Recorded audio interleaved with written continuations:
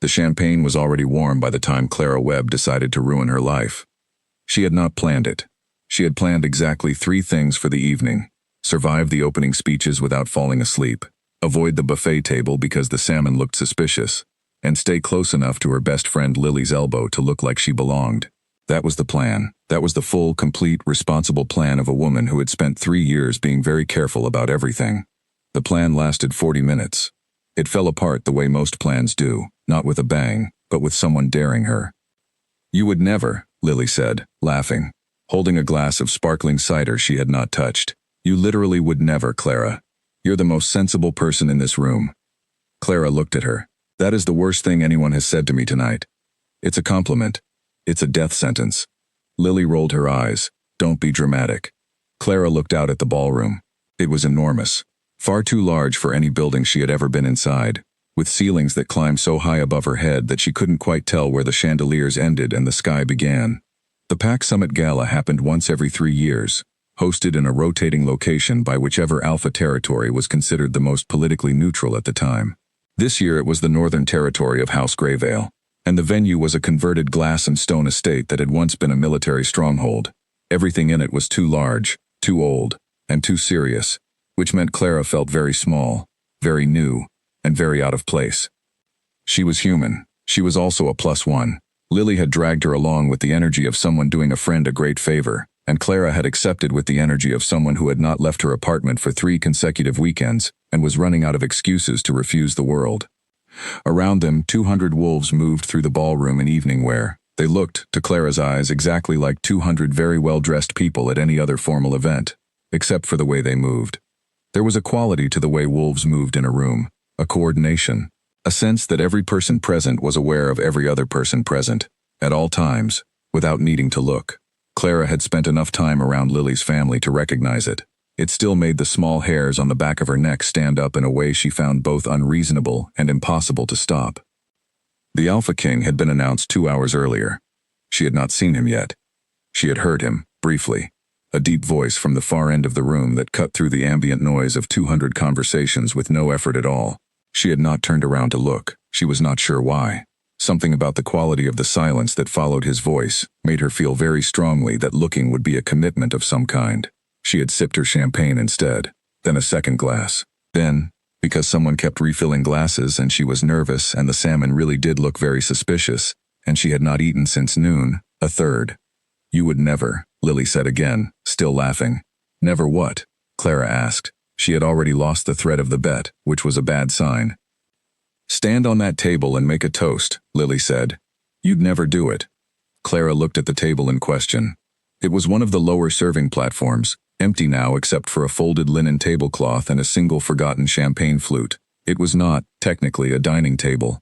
It was more of a display pedestal, but it was raised, and it was visible from most of the room, and Lily was grinning at her with the particular expression that meant she was absolutely certain Clara would not do it. Clara Webb had spent 3 years being very certain about very little. She had spent 3 years making careful choices and quiet decisions, and staying below the horizon of everyone's attention. She had gotten very good at it. She had gotten so good at it that she had almost forgotten what it felt like to be seen. The champagne was warm and she was tired of being careful. She climbed onto the table. She would, years later, be unable to explain with any precision what happened between the moment her foot touched the platform and the moment the room went quiet. Memory compresses things. It condenses a sequence of events, the wobble of her heels, the way Lily made a sound like someone had stepped on a small animal, the soft intake of breath from the 6 people standing closest to her, into a single image, her, standing above the room, champagne flute raised. The quiet came fast, faster than she had expected. It swept outward from her like a stone dropped in still water, and then 200 wolves were looking at her, and she understood, with sudden and terrible clarity, that wolves paid attention very differently from people. She should have climbed down. She raised her glass higher instead. "I want to make a toast," she said. Her voice came out steadier than she deserved. "To the Alpha King of the Northern Reaches, the Southern Territories, the borderlands of Greyvale, and whatever else the man is in charge of." I honestly lost track after the 4th title. Someone near the back of the room made a sound that might have been a laugh, quickly suppressed. "I want to officially announce," Clara continued, with the unearned confidence of a woman on her 3rd warm glass of champagne, "that I am going to marry him. or I will eat this shoe. She lifted her foot slightly, displaying the borrowed heel she was wearing.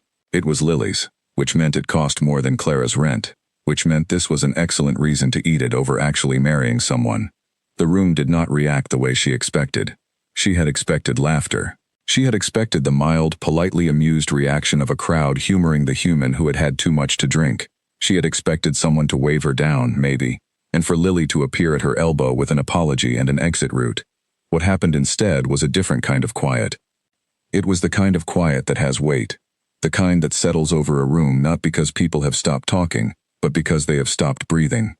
Clara had never felt a silence like that before, the sense that the air itself had slowed, that every molecule in the room had made a decision to wait.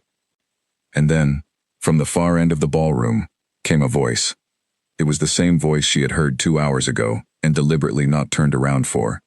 It said, simply, no takebacks. Clara's champagne flute tilted very slightly in her hand. She turned around, very slowly, with the grim, dawning awareness of someone who has just realized they have, in fact, accidentally started something. He was standing at the far end of the room. That was the first thing she processed, distance, and the fact that even at this distance she could hear him clearly, which told her something about the quality of his voice and the attentiveness of the room. He was tall. She registered that second.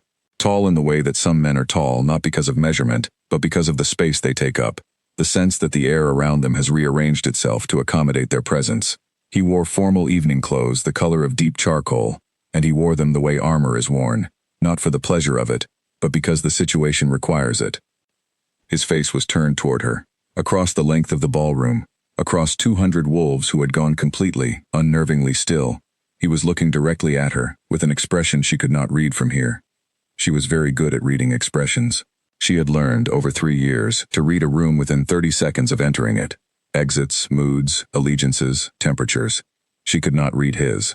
It was not blank. Blank was something. What his face held was more like patience. The patience of someone who has been waiting for a specific thing to happen and has just seen it happen. I'm sorry, Clara said, though she was not sure what exactly she was apologizing for. I think I may have misspoken. You were very clear, he said.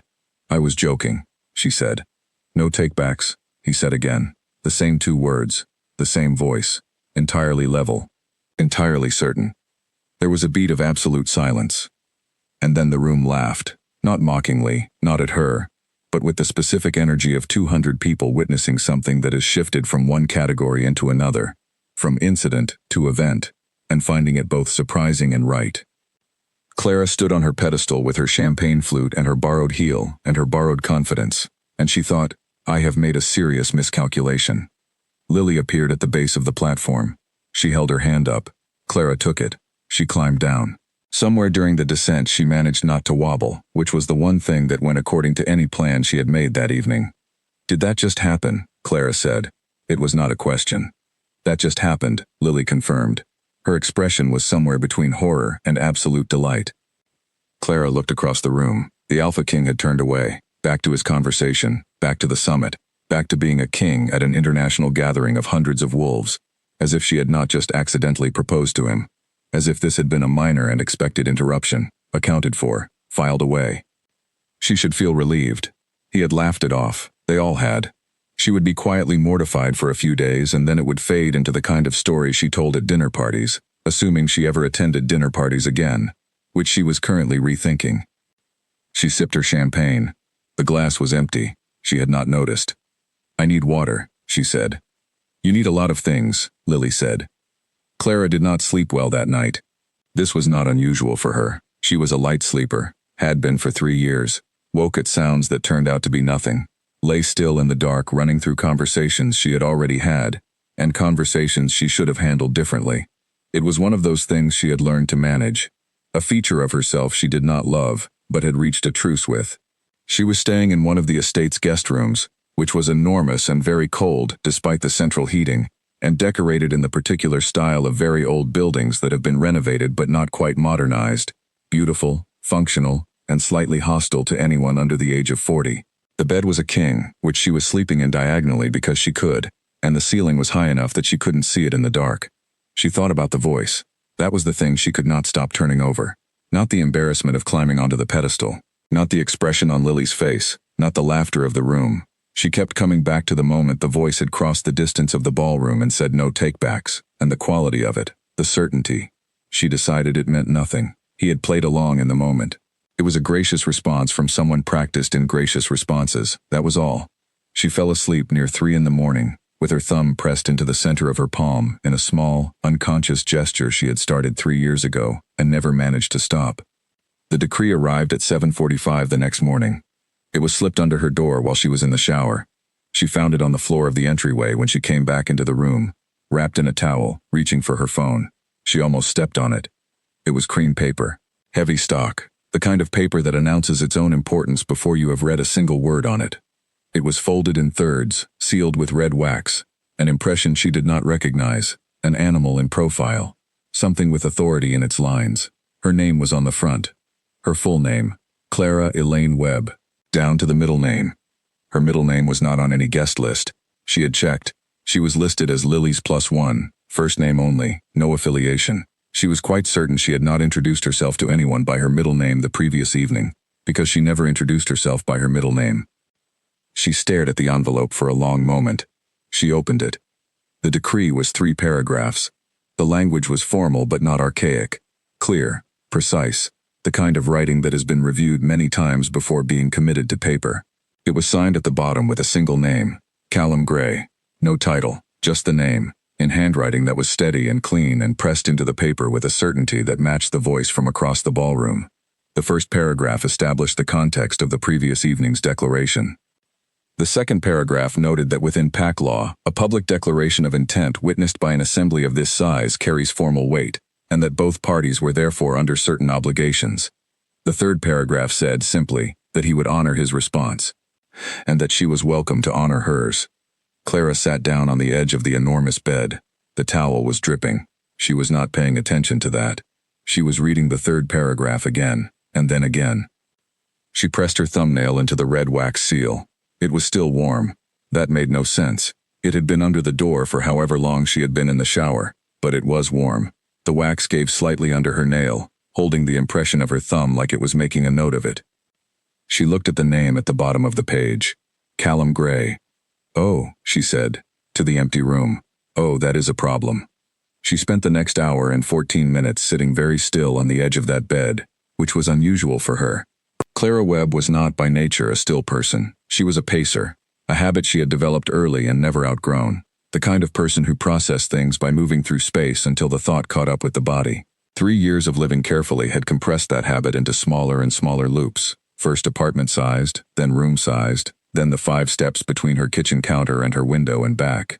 But in this enormous, cold guest room with its high ceiling and its heavy decree sitting on the duvet beside her, she sat still. She thought about the word obligations. She thought about what she knew of PAC law, which was limited but not zero. Lily had explained pieces of it over the years, more context than curriculum, the way you absorb a friend's world gradually without meaning to. She knew that declarations at summit gatherings were taken seriously. She knew that public declarations, specifically, carried a different weight than private ones, that the witnessing of a community was the mechanism by which certain things became real. She had not known that applied to her. She was human. She was a +1. She had been standing on a decorative platform in borrowed shoes. She looked at the decree again. Her middle name was at the top. Her middle name that she had not given anyone. She picked up her phone and called Lily. Lily answered on the second ring, which meant she was already awake, which meant either she was an early riser, she was not, or she already knew. How did he know my middle name? Clara said. A pause. Good morning to you too. Lily. Another pause. Longer. He's known your name for 3 years, Clara. Clara said nothing. She pressed her thumbnail into her palm. I should have told you, Lily said. I kept thinking there was no good time. I kept thinking. 3 years, Clara said. It's not. It sounds worse than it is. It sounds like a lot, Clara said. What does it actually mean? The line was quiet for long enough that Clara pulled the phone away from her ear to check the connection. Still connected, she put it back.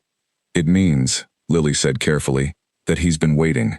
And now you've made a public declaration at the largest PAC gathering in 3 years, in front of 200 witnesses, including 11 Alpha representatives.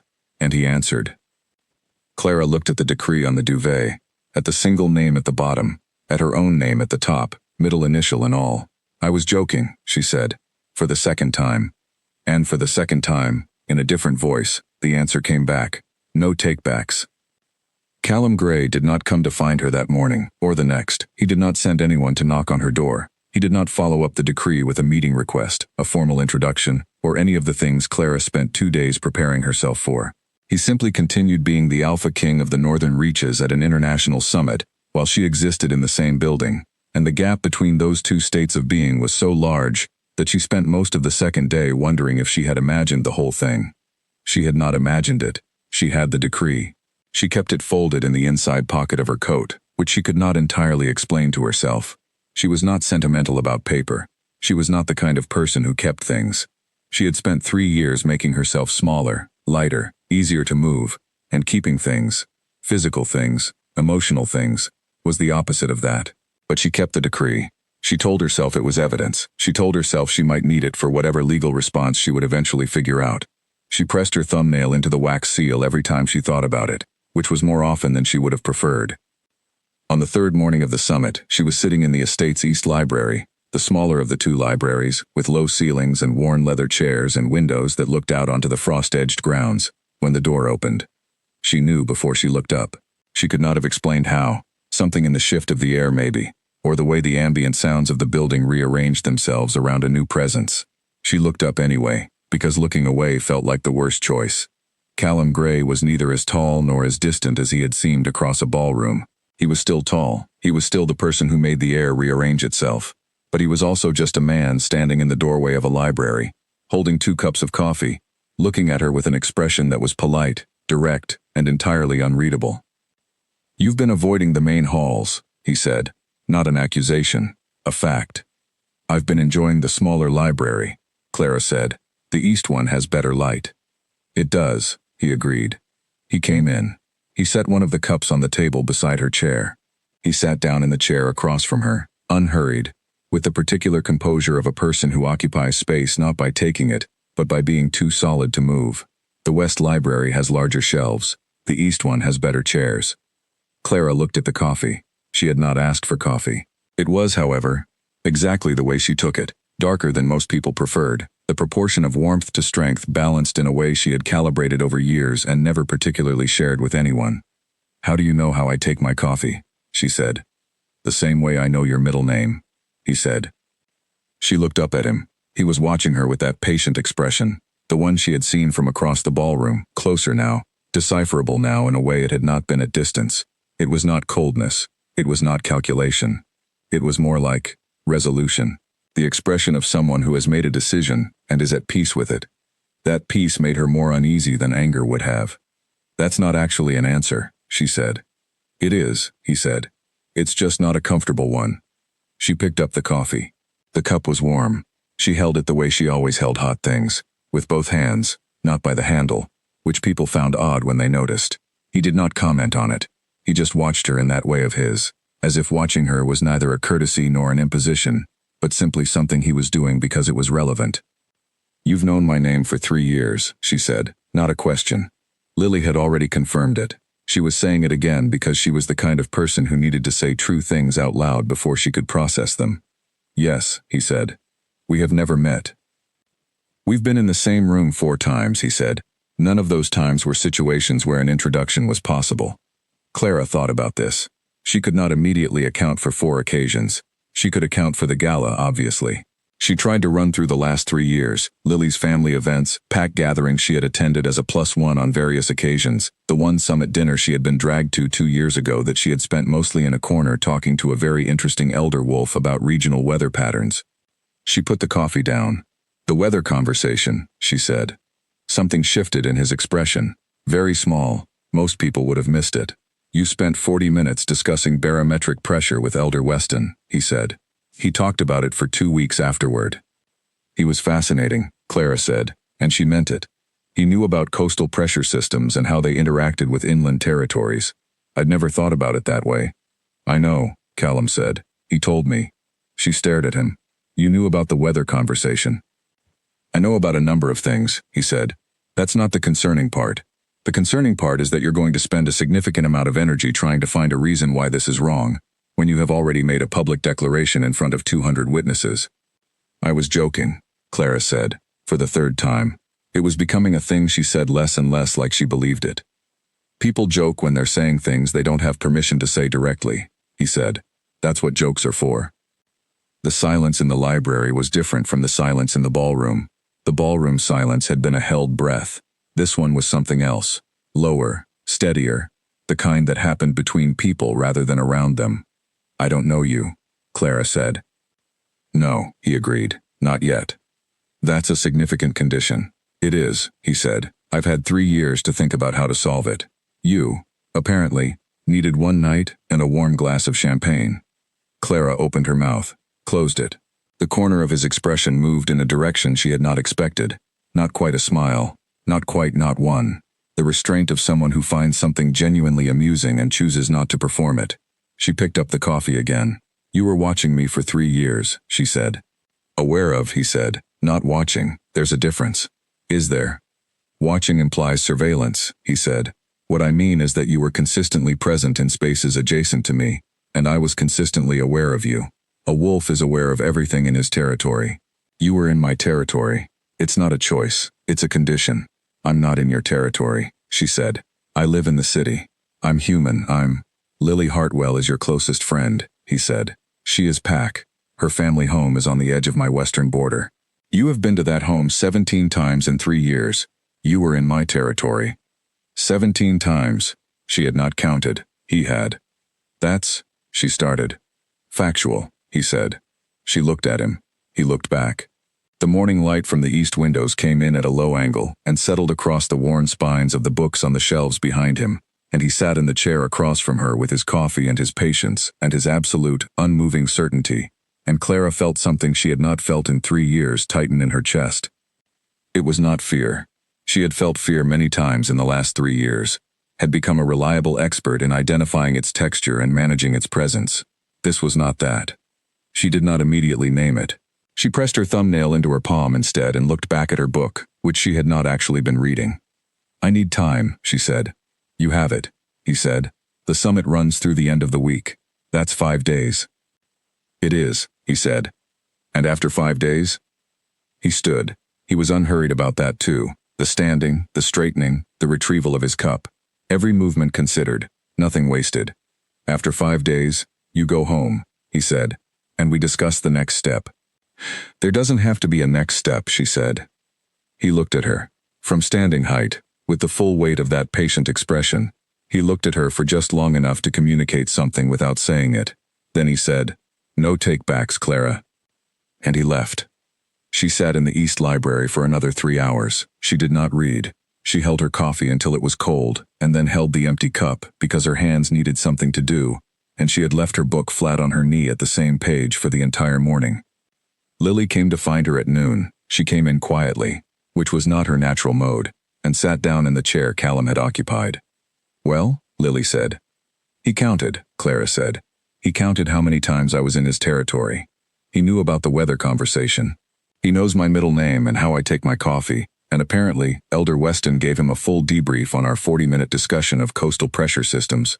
Elder Weston is extremely chatty, Lily said, with the tone of someone who had known this for years. You knew, Clara said. You knew he'd been aware of me. I suspected, Lily said.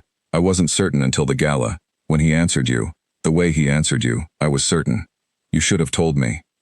I know, Lily said. I'm sorry. I genuinely didn't know how. What was I supposed to say? By the way, I think the most powerful alpha in 6 territories has been quietly paying attention to you for 3 years. Don't worry about it. When would that have been a normal sentence? Clara said nothing. She looked at the cold cup in her hands. He said he's been waiting, Lily said quietly. That's what they're saying. Not that he's been pursuing or watching or any of that. Waiting. There's a specific word for it in Pack language. I don't have a perfect translation, but it's something like patient acknowledgement. The act of being aware of someone and choosing not to act until there's a right moment. And a drunk woman standing on a pedestal shouting about his marriage is the right moment, Clara said. Apparently you set your own moment, Lily said. He just answered it. Clara pressed her thumb into her palm. Hard. Then she looked up. Tell me what I'm actually agreeing to if I don't end this. Tell me what the decree actually means. Lily was quiet for a moment. It means you're in a formal courtship period under Pack law, she said. It doesn't bind you to anything permanent yet, but it does mean that both parties have acknowledged the declaration, and it's public. Every Alpha representative at this summit witnessed it. Withdrawing it is complicated. How complicated? Not impossible, Lily said, but it would require a formal withdrawal at a gathering of equal size, witnessed by the same number of parties, which means you'd basically have to organize another summit to undo what you did at this summit. Clara stared at her. You're joking. Pack law is very thorough, Lily said. It's been refined over about 800 years by people who were very serious about these things. 800 years ago, this wasn't a problem people had, Clara said. 800 years ago, women were not climbing onto furniture at international gatherings to propose to kings as a bit. Pack law has evolved, Lily said carefully. It is, by most measures, more progressive than you'd expect. Gender was never a legal distinction in pack courtship law. Species wasn't historically a distinction either. There are records of human-wolf pairings going back as far as the documentation does. Clara looked at the window, at the frost-edged grounds, at the pale, still morning outside, indifferent to her situation. I need to think, she said. You have 5 days, Lily said, which was exactly what Callum had said, which meant Lily had already spoken to him, or had spoken to someone who had spoken to him, and the whole structure of the situation was more organized than Clara had assumed. She was not accustomed to being the least organized person in a situation. She did not enjoy the experience. She went back to her room. She took the decree out of her coat pocket. She sat on the edge of the enormous bed, the same spot she had occupied 2 mornings ago, and she read it again, all 3 paragraphs, slowly, the way she read contracts, which she was quite good at in her professional life and had never expected to need to be good at in her personal one. She pressed her thumbnail into the wax seal. Still warm. Always warm. It made no sense, and she had stopped asking it to. Okay, she said, to the empty room, to the decree, to the wax seal and the middle name, and the 17 visits she had not been counting. She did not finish the sentence, but she did not fold the decree back up. She left it open on the bed while she went to find dinner, which was the first time she had done anything with it other than put it away. When she came back that night, it was still there, 3 paragraphs and a name in steady handwriting, and she left it there all night. In the morning, it was the first thing she saw when she opened her eyes. She was not sure what to do with that. She found him in the East Library again the following morning. He was already there when she arrived, which she had not expected. She had thought of it as her library, the one she had staked out on the first day, the one with better chairs and lower ceilings. But he was there, sitting in the chair he had occupied yesterday, with a different cup of coffee and a document spread across his knee, reading it with the same quality of attention he brought to everything. He looked up when she came in. He did not seem surprised. She had the feeling he was never surprised, and was trying to decide if that was comforting or deeply unsettling. I have questions, she said. She had written them down.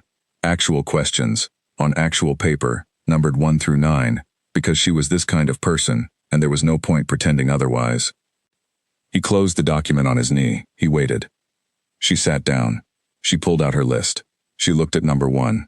Why me, she said. Out of every person in 6 territories, in 3 years of being aware, why me? And I want a real answer, not a diplomatic one. He was quiet for a moment. Not the silence of someone finding a polite deflection, the silence of someone choosing exactly the right words from among several true ones. Because you were in a room full of wolves, he said, and you spent 40 minutes talking to an 80-year-old man about weather patterns, and you were completely, genuinely interested. Not performing interest, not being polite, you were interested. You asked him questions he had never been asked. You made him feel, a pause, very brief, seen. That is not a small thing. Clara looked at her list. Number 2 suddenly felt less important. That's it, she said. Weather patterns? It was the beginning, he said. Are you going to go through the whole list? Yes, she said. Good, he said. He settled back in his chair. Go ahead. She looked at him. He was absolutely serious. He had arranged himself with the air of someone prepared to answer 9 questions from a list on paper, and who found this entirely reasonable. She looked at number 2. They were there for 2 hours. She went through all 9 questions. He answered every one. Not always the way she had expected, not always the way she had hoped, but always truthfully, which she could tell from the consistency of what he said and the way he said it. He was not a man who modified his answers based on their reception. He said what was true, and then he waited. Question 4 was about pack law and what she would actually be agreeing to. He explained it in clear, unembellished terms. the structure of a formal courtship period, the rights and limits of both parties, the way pack law had developed over centuries to protect all parties in a declared pairing. He was precise. He did not make it sound simple when it was not, and he did not make it sound frightening when it wasn't that either.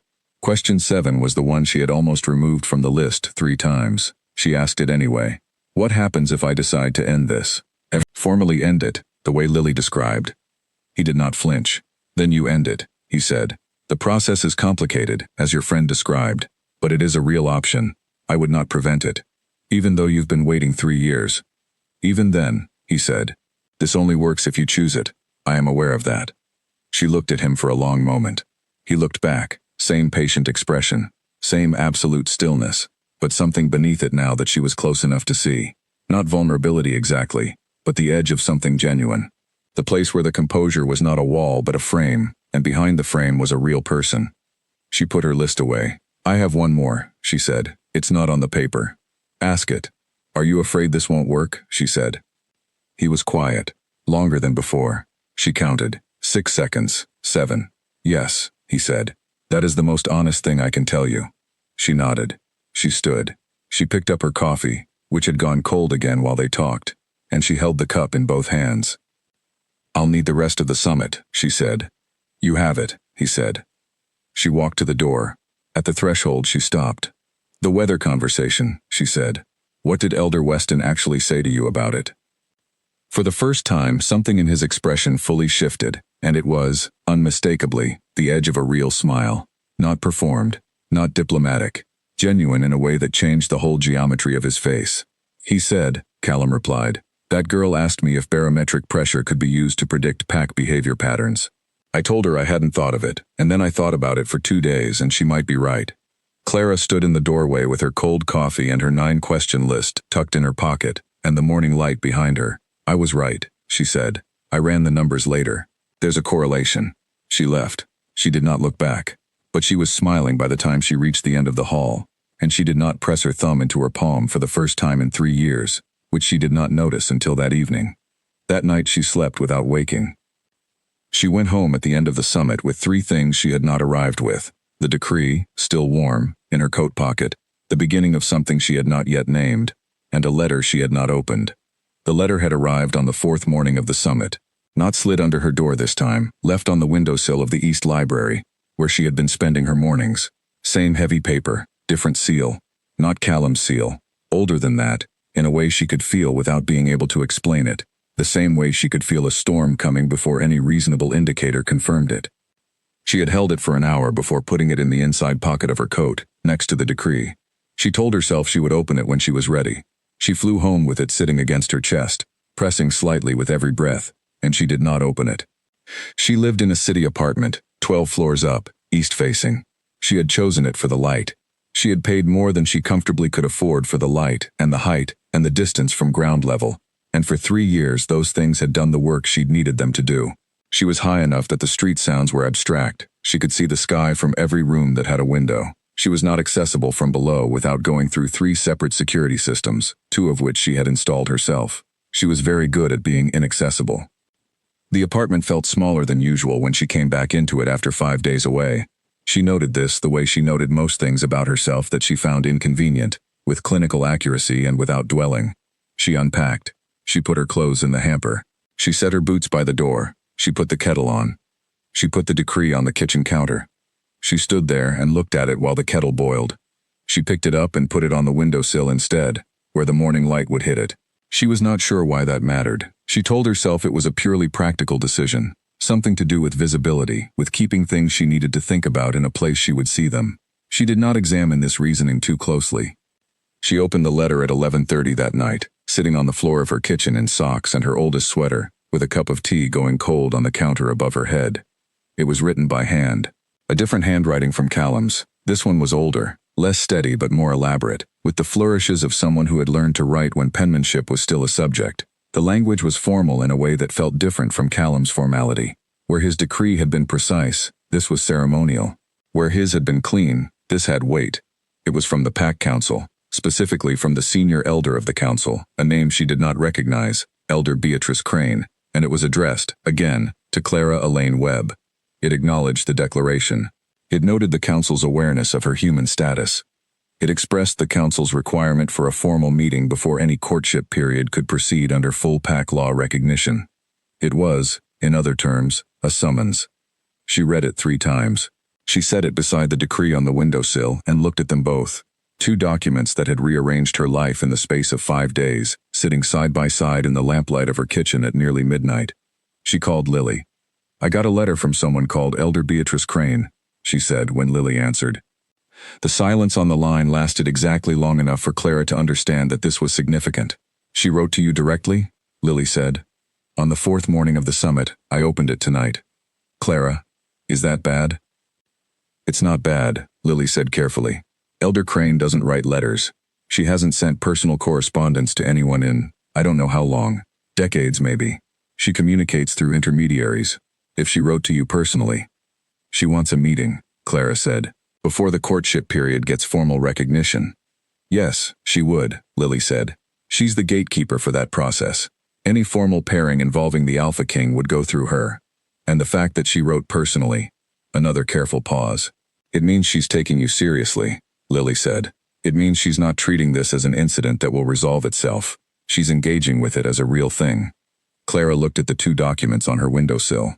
"It is a real thing," she said. "I know," Lily said. "Are you okay?" Clara thought about it. She held the question in her hands the way she held hot cups, with both hands, not by the handle, giving it the full weight of her attention before answering. "I don't know yet," she said.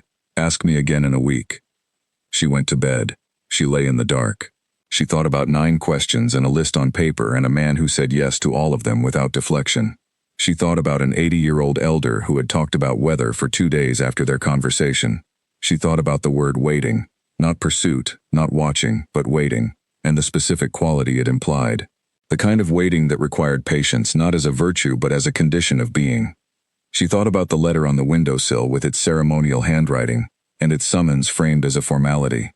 She thought about the thing she had been running from for 3 years, the thing she had not named to anyone, including herself, in all that time, the thing that had made her careful and quiet and skilled at inaccessibility. She thought about the fact that Callum Gray had known her middle name before they had ever spoken. And she thought, without quite deciding to, that there was something both deeply strange and deeply recognizable about being known by someone before you have introduced yourself. She had experienced the opposite for 3 years. She had been surrounded by people who knew her professionally, who knew her socially, who knew her as Lily's friend and as the woman who worked late and who gave very good advice, and who would always remember your coffee order because she paid attention. Nobody had known her middle name since her mother had died. She pressed her thumb into her palm, hard, held it there.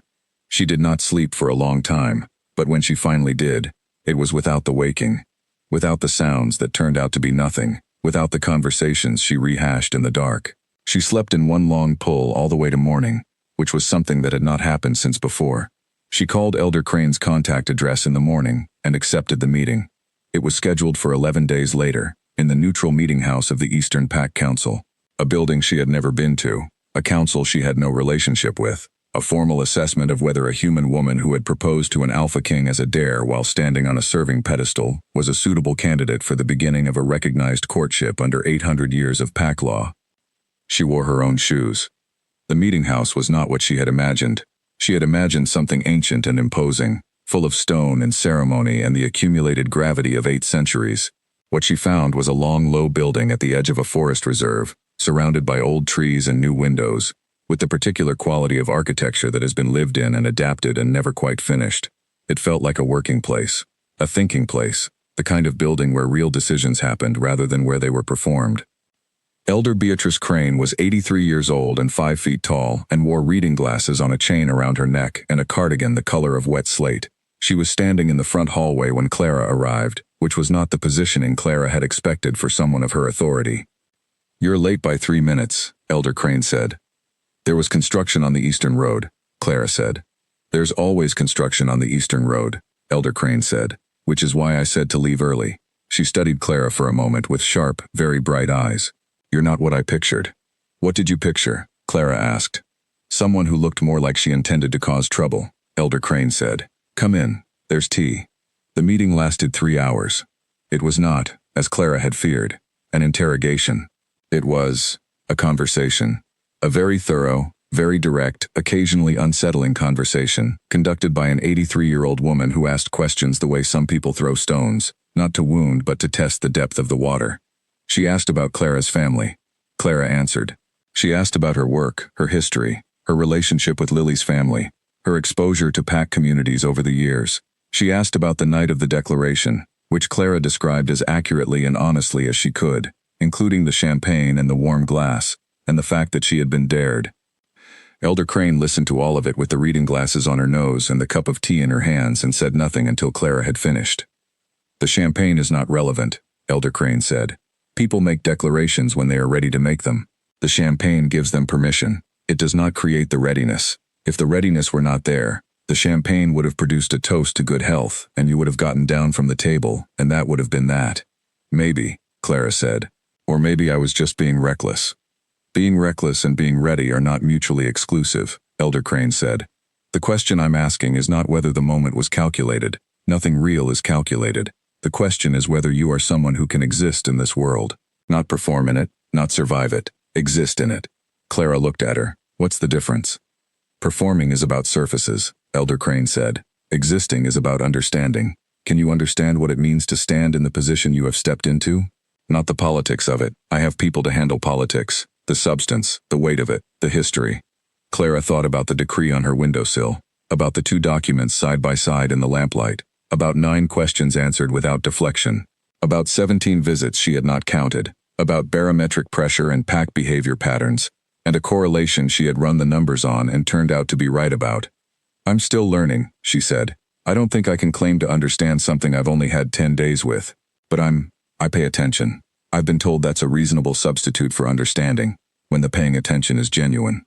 Elder Crane looked at her for a long moment. Then she took off her reading glasses and let them hang on the chain and said, Who told you that? An 80-year-old man, Clara said. At a summit dinner, 2 years ago. We talked about weather. Something in Elder Crane's expression shifted. Very small. The territory of a smile that decided not to become one. Weston, she said. You know him? He was my student, she said. 40 years ago. She set down her tea.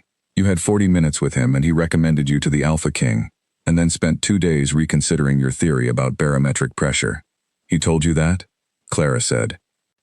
He tells me everything, Elder Crane said. He always did. She stood.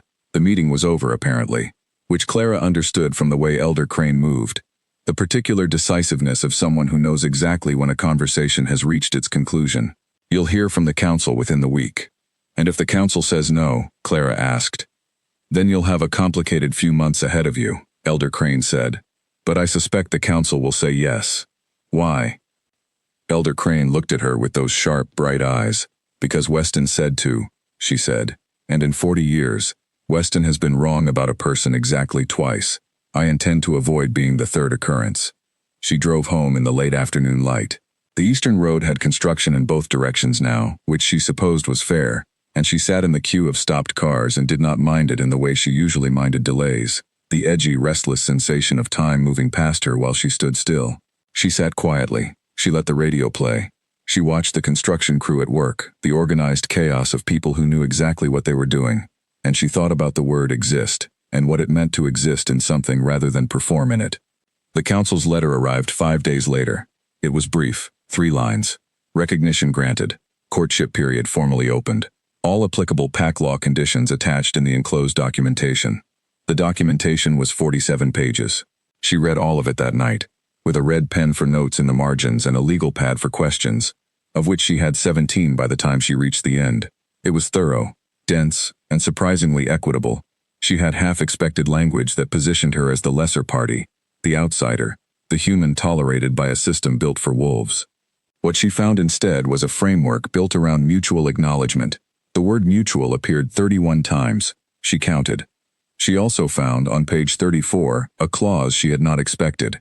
It stated that in any formally recognized courtship involving a human party, the human partner retained full rights of independent residence, independent professional engagement, and voluntary participation at all formal functions. No requirement to relocate. No requirement to attend any event without consent.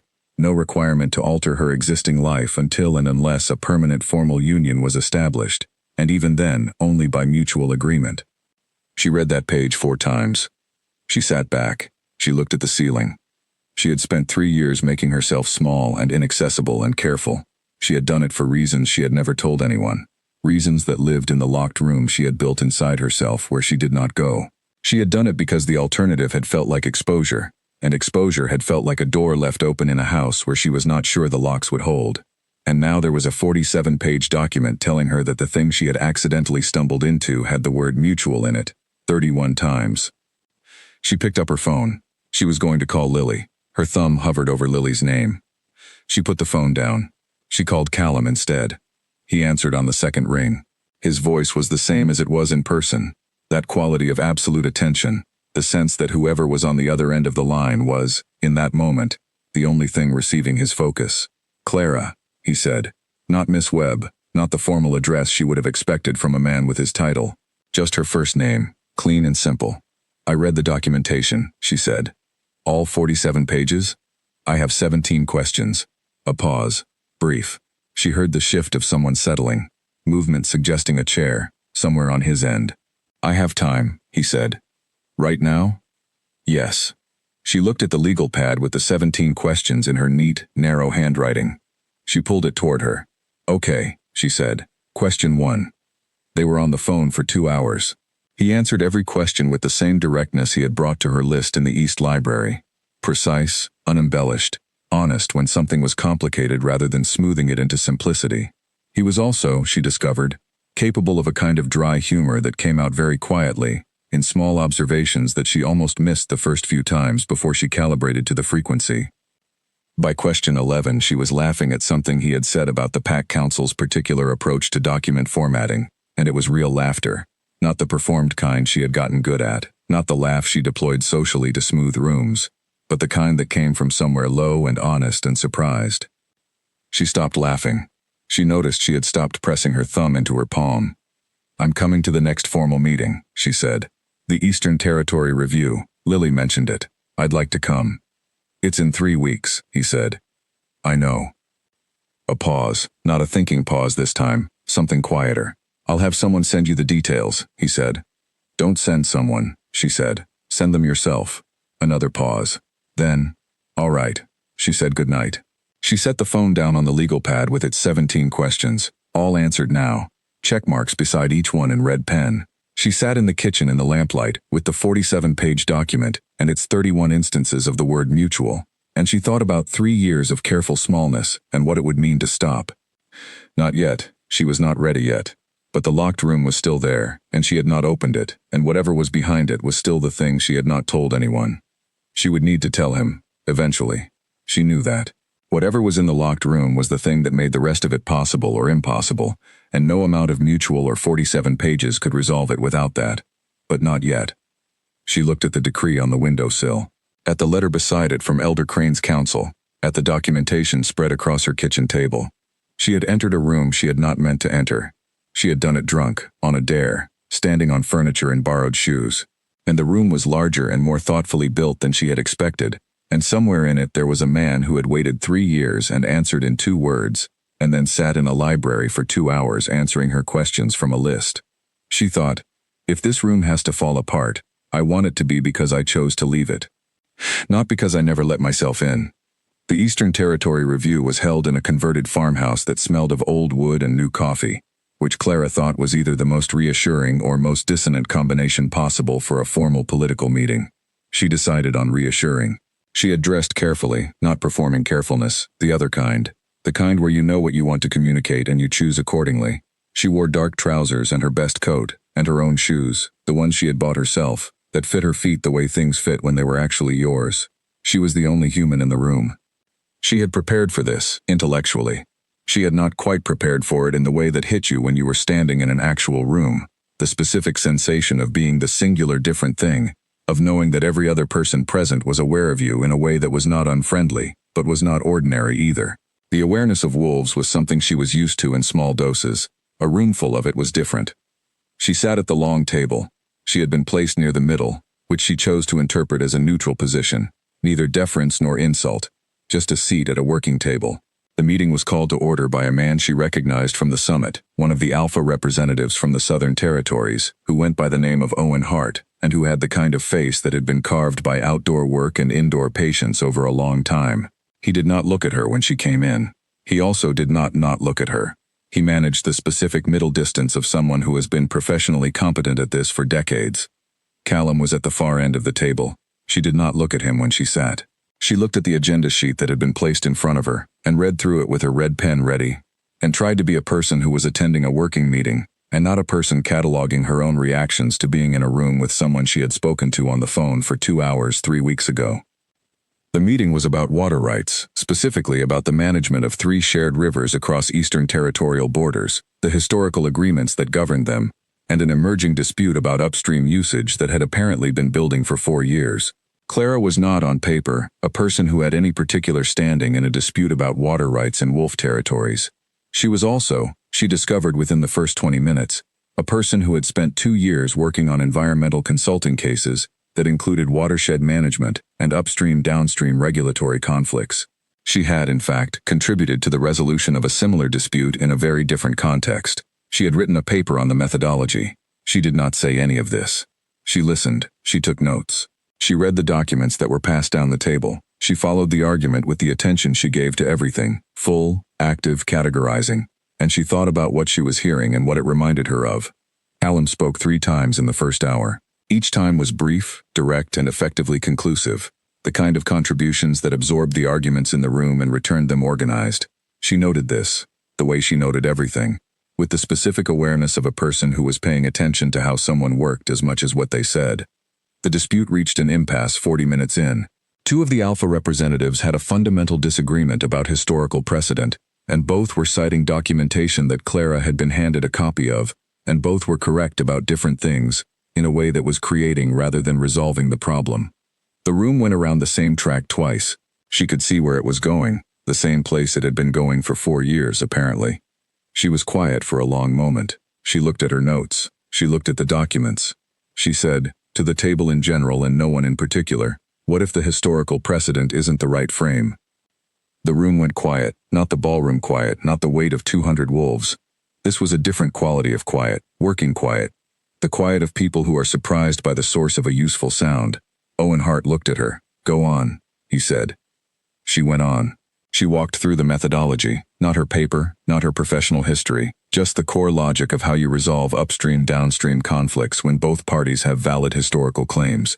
You stop arguing about who was there first and start arguing about who is there now and what the mutual dependency looks like.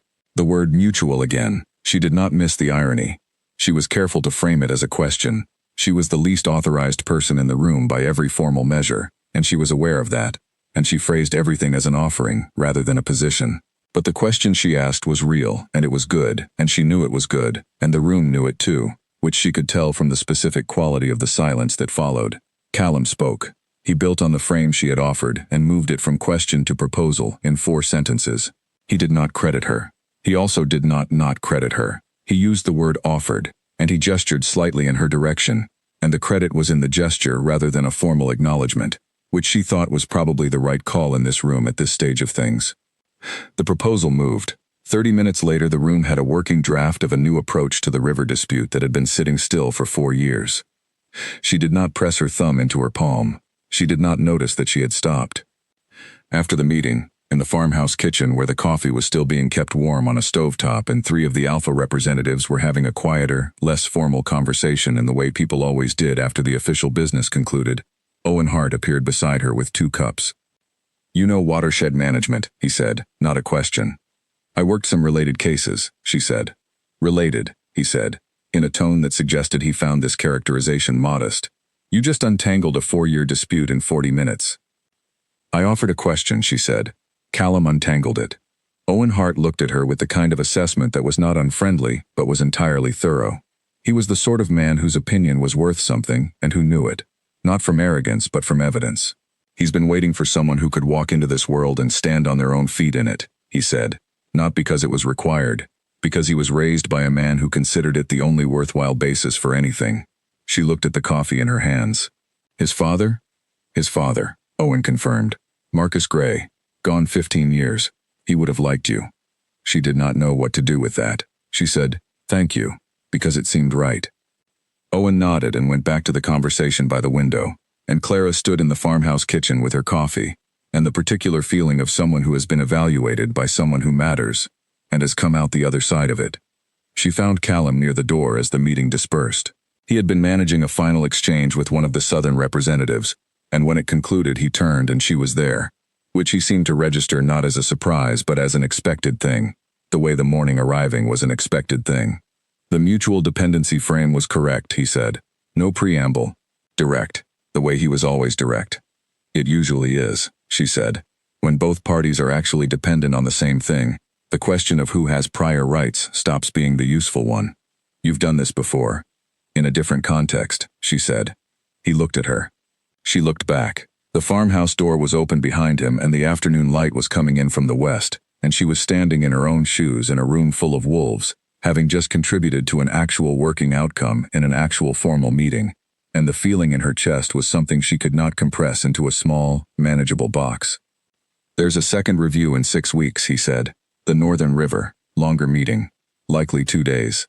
Send me the documentation, she said. I'll send it myself, he said. You remembered, she said. I remember everything, he said.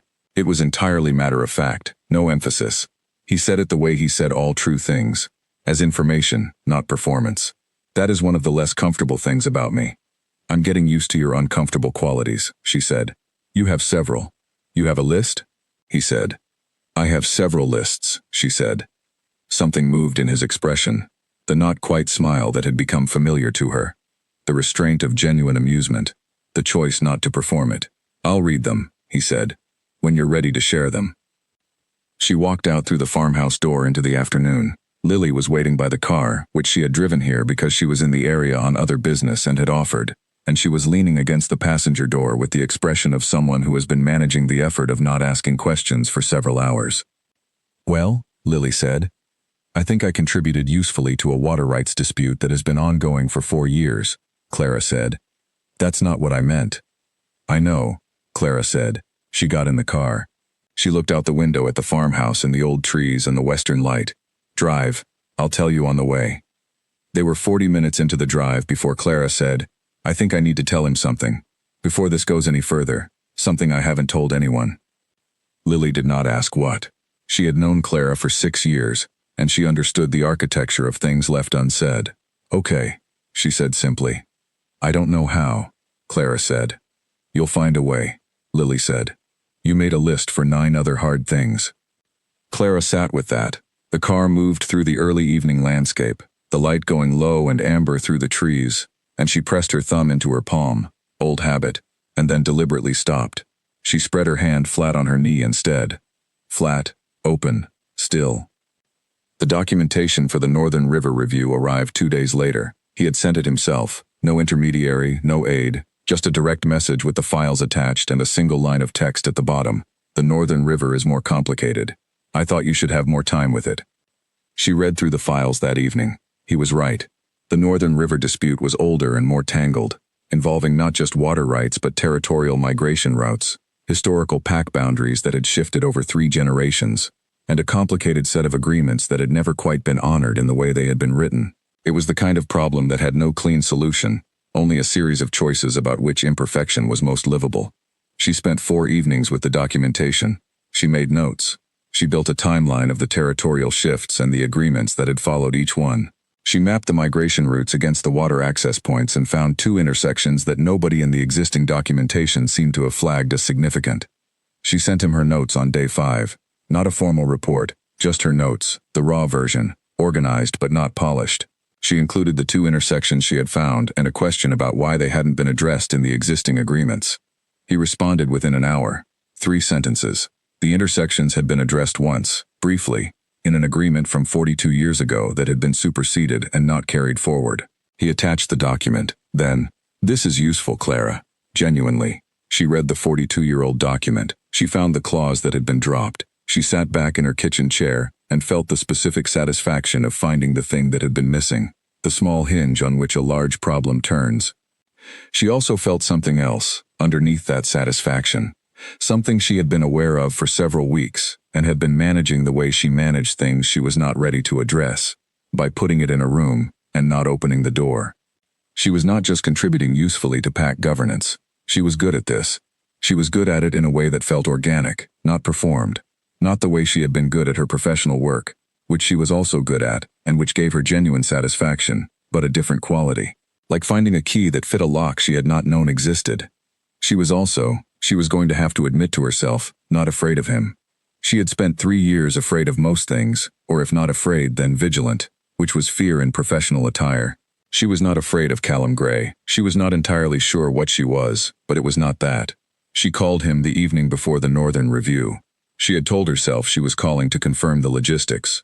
She had the documentation, she knew the meeting house, she knew where she was staying. Lily's family had offered their guest cottage, which was one of those small, dense acts of welcome that Lily's family performed without ceremony. She called him and he answered and she said, "Can I tell you something?" It was not a question, or not only a question. He seemed to know that. "Yes," he said. She stood at her kitchen window. 12 floors up, city below, sky in front. The decree still on the windowsill even though she had not looked at it in weeks, because it had stopped needing to be looked at. It was just there, a presence in the room. 3 years ago, she said, I was in a situation, a bad one. Nothing happened to me physically.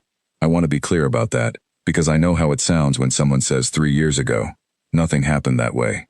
But someone in my life turned out to be a person I had very thoroughly misread, and the misreading had consequences, and the consequences took a long time to resolve, and in the process of resolving them I lost some things I didn't get back. The line was quiet, not uncomfortable quiet, listening quiet. I got very careful, she said, after. I got very good at being careful, and small, and unlocatable. I moved. I changed my number. I rebuilt my professional life from a different angle. I got very good at it. Good enough that I almost forgot what the original shape of me was before I got so good at being careful. She stopped. She was looking at the city lights below her and the dark sky above the lights, and the place where one became the other. The thing I haven't told anyone, she said, is that I got a letter 6 months ago. Not a threatening one. Not anything illegal, just information about where I had ended up, showing me that the person I had spent 3 years making myself unfindable from had found me anyway. Not to do anything, just to demonstrate that they could. The quiet on the line changed, very slightly. Still listening, but something else added to it, an attention with weight, with focus, with something underneath it she did not quite have a name for. I haven't opened it since I read it the first time, she said. I put it in the inside pocket of the coat I wore to the summit. I carried it there for 5 days. I've never told anyone it existed. Not Lily, he said. Not Lily, she said. I didn't want her to worry. I didn't want anyone to do anything about it because I was afraid that doing something about it would make it more real than it was if I didn't. She stopped. And now, he said. And now, she said, I'm telling you, because you're about to be more involved in my life than anyone has been in 3 years. And whatever is in the locked room that I've been carrying around, I think you should know it exists before we go any further. He did not say anything immediately. She counted. 3 seconds. 4, 5. Long enough that she thought she had made a mistake. Long enough that she pressed her thumb into her palm in the old reflex. Then he said, the letter is safe where it is. You don't have to open it again, or show it to anyone, until you want to. What I would like to know, if you're willing to tell me, is the name of the person who sent it. She exhaled. She had not known she was holding her breath. Why? She said. Because I remember everything, he said, including what I'm told. She told him. The quiet that followed was not frightening. It was the quiet of something being recorded, something being placed in a specific, permanent location in someone's memory. She understood then that this was what he had meant by aware, not watching, not surveillance, but the kind of fundamental attentiveness that treated information about people who mattered as information worth holding. She understood that the name she had just given him would not be forgotten, and would not be misused, and would not be discussed without her permission. Thank you for telling me, he said. Thank you for, she started, and didn't know how to finish it. Don't thank me for listening, he said. That's not a thing worth thanking. She looked at the city, at the sky, at the decree on the windowsill. I'll see you at the Northern Review, she said. Tomorrow, he said. Drive carefully. She went to bed. She slept immediately. She did not wake until morning. She did not press her thumb into her palm when she woke, because she did not think of it. Her hand lay flat on the pillow, open, still. The Northern Review took 2 days, as expected, and a third day that nobody had planned for, because the intersections Clara had found in the old documentation turned out to be precisely as significant as she had suspected, and working through their implications required more time, and more people, and several conversations that were not on the official agenda. By the end of the second day, she was in a smaller room with 3 senior council representatives, 2 alpha delegates, and Callum, working through a proposed framework on a whiteboard that was running out of space. She was fine. She was more than fine. She was operating at the specific temperature of someone engaged in a problem that is the right size, large enough to require everything, small enough to be solvable, with a solution that would actually matter. She had not felt this kind of work temperature in a long time. Her professional work was good, was meaningful, but it operated at a remove. This was immediate. This had consequences she could trace in real time. The framework they produced by the end of the third day was 40 pages and 4 proposed agreements, and a map she had drawn from memory because the printed one had not been detailed enough for what they needed. The map was slightly off in its proportions because she was not a cartographer, and one of the council representatives had fixed it with a pencil while she watched, and the mix of her rough version and his corrections was still on the whiteboard when they adjourned. She was gathering her notes when she became aware that Callum was standing beside her. Not behind her, not across the room, beside her. Close enough that she was aware of the solidity of him in her peripheral vision, the way he occupied space without taking it. The map was good, he said. The proportions were off, she said. The thinking was right, he said. The proportions can be fixed. She looked at her notes. I want to be involved in the follow-up, she said. I know that's not. I know there's no formal basis for it yet. I'm not asking on the basis of anything except that I think I can contribute. You've been contributing since the Eastern Review, he said. That's not something that needs a formal basis. She looked up at him. He was watching her with the patient expression she had come to read much better now. Not just patience, but the specific attention that meant he was choosing between several things to say and deciding on the one that was truest. I spoke to the council about your professional background, he said. There's a formal role if you want it. It would not be contingent on anything personal. You could hold the role regardless of how you choose to proceed with the courtship. I wanted to be clear about that. You already thought about this, she said. I thought about it after the Eastern Review, he said. I didn't say anything then because it was too soon and I was aware it could be read as a conflation. A way of tying the professional to the personal, so I'd feel obligated. Yes, he said. So I waited. It's been 8 weeks, and I think you know by now that the professional and personal are separate things in my mind, because I have been careful to keep them separate. She did know. He had been careful.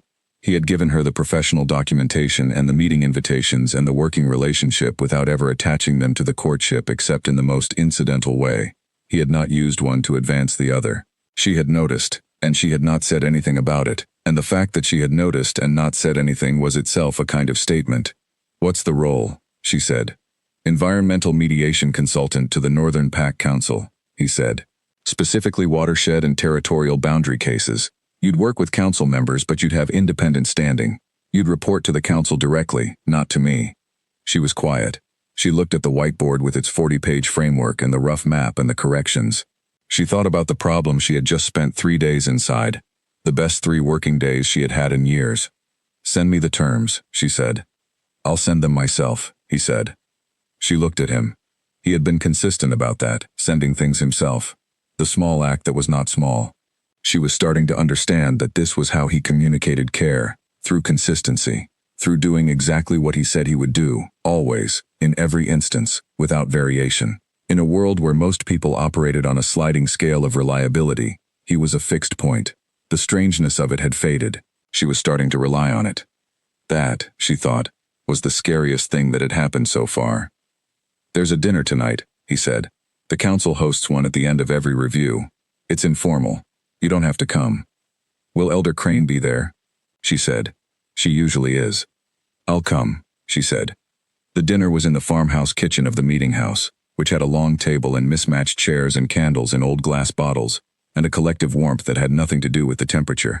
Clara had attended enough formal events in the last 2 months to have a sense for when formality was real, and when it was a costume. This was not costumed. These were people who worked together and liked each other, and had decided that the end of a hard week was worth a good meal.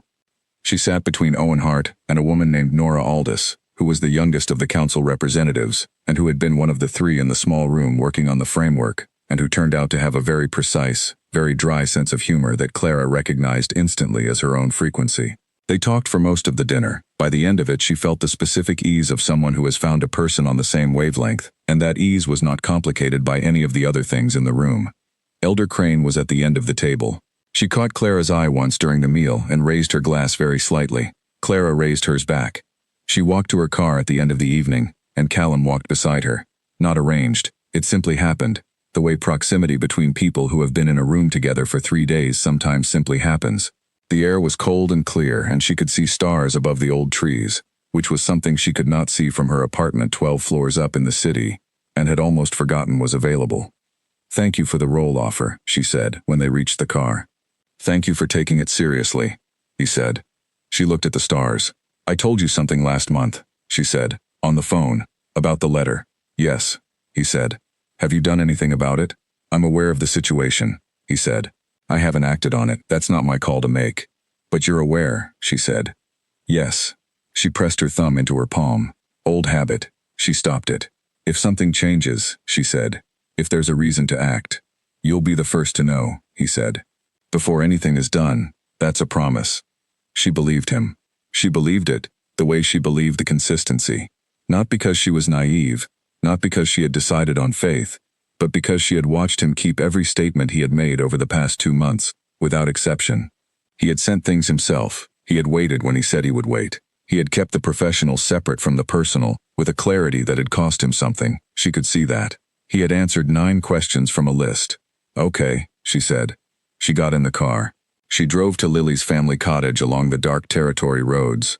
The cottage was small and warm and smelled of cedar and old paper, and she sat at the kitchen table with a cup of tea and the stars visible through the window, and she thought, the locked room is still locked, but the house around it doesn't feel as fragile as it used to. She did not press her thumb into her palm that night. She did not wake until morning, and in the morning she found, on her phone, that he had already sent the roll terms. 2 pages, clean and equitable, with a note at the bottom. "These are negotiable. Tell me what you'd change." She read them at the kitchen table in the early light. She took her red pen from her bag. She made 4 notes in the margin. She photographed the pages and sent them back. He responded within the hour. 3 of the 4 are already addressed in the secondary clause on page 2. The 4th is a fair point. I'll revise. She set the phone down. She looked out the window at the territory in the morning. Old trees, frost on the grass, light coming in at the low angle of the season. She was in the territory. She was there. Not as a +1, not as a guest, not as something borrowed and temporarily permitted. She was there as someone with a stake in a real problem, and a role that had been built specifically around what she could contribute. She had done none of this on purpose.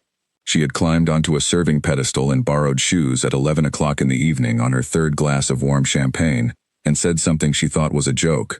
She picked up the cold tea. She held it in both hands. She looked at the frost on the grass. She thought, the joke knew something I didn't. She accepted the role formally at the end of the week. The paperwork was clean, 2 copies, 1 for the council, 1 for her, and she signed it at the kitchen table of the cottage with her red pen, which she used for everything significant in her life, and folded her copy carefully and put it in her coat pocket. Not the inside pocket, the outside one, the one she reached into casually, the one for things she was not afraid of. The inside pocket still had the decree. She had not moved it. She drove home that Sunday evening in the long light of the late season, and the city rose up ahead of her in the distance, and she felt, for the first time in 3 years, the difference between going home and returning to cover. Both looked the same from the outside.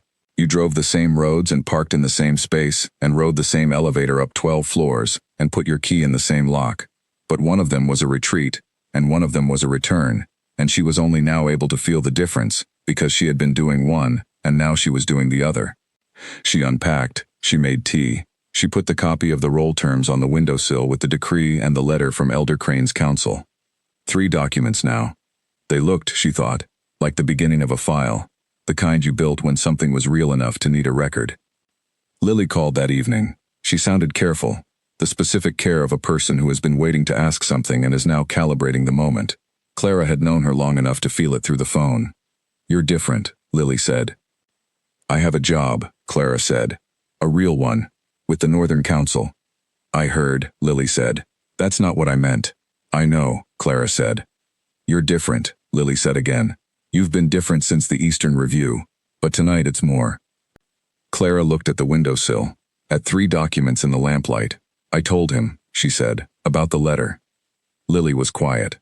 The specific quiet of someone who has known a thing existed without being told and has been waiting with it.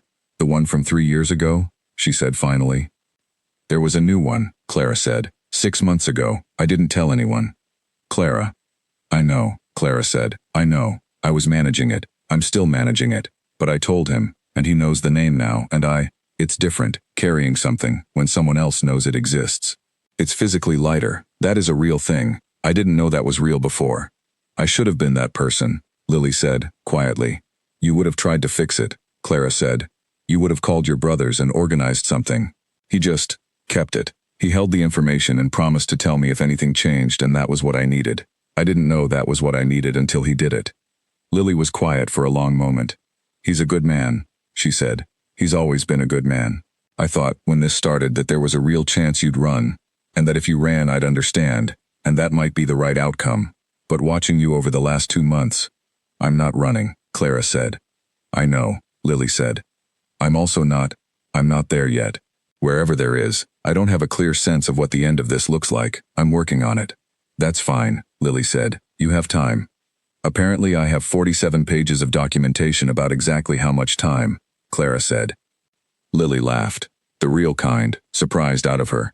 It broke the careful quality in her voice, and what replaced it was something warmer, easier, the friendship without the management of it, which was what happened when 2 people stopped being worried at the same time. She fell asleep on the phone, which she had not done since she was 23, and it had become, briefly, a habit she carried from her old life into her current one. Not tonight. Tonight she said goodnight to Lily while she was still awake, and lay in the dark thinking about nothing particular. Just the city outside, and the sky above the city, and somewhere north of both, trees with frost on them, and a meeting house, where a framework sat on a whiteboard, waiting to become real agreements, and a man who had been waiting 3 years, and who sent things himself, and who held information carefully. She thought about the 9-question list and the weather conversation, and barometric pressure and pack behavior patterns. She thought about a word that meant patient acknowledgement in pack language, the specific kind that chose not to act until there was a right moment. She thought about borrowed shoes and her own shoes, and what it felt like to walk in things that fit. She thought, I have not eaten since this morning. This is also a real problem I should address. She got up and made toast. She ate it standing at the counter in the lamplight. Then she went back to bed.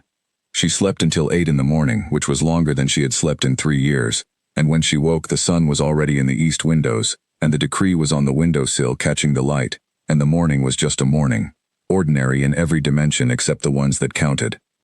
The first time he came to her city was not announced, and she found out the same morning, via a message that read, I'm in your city for a council-adjacent meeting. There's a cafe near your building that has good coffee.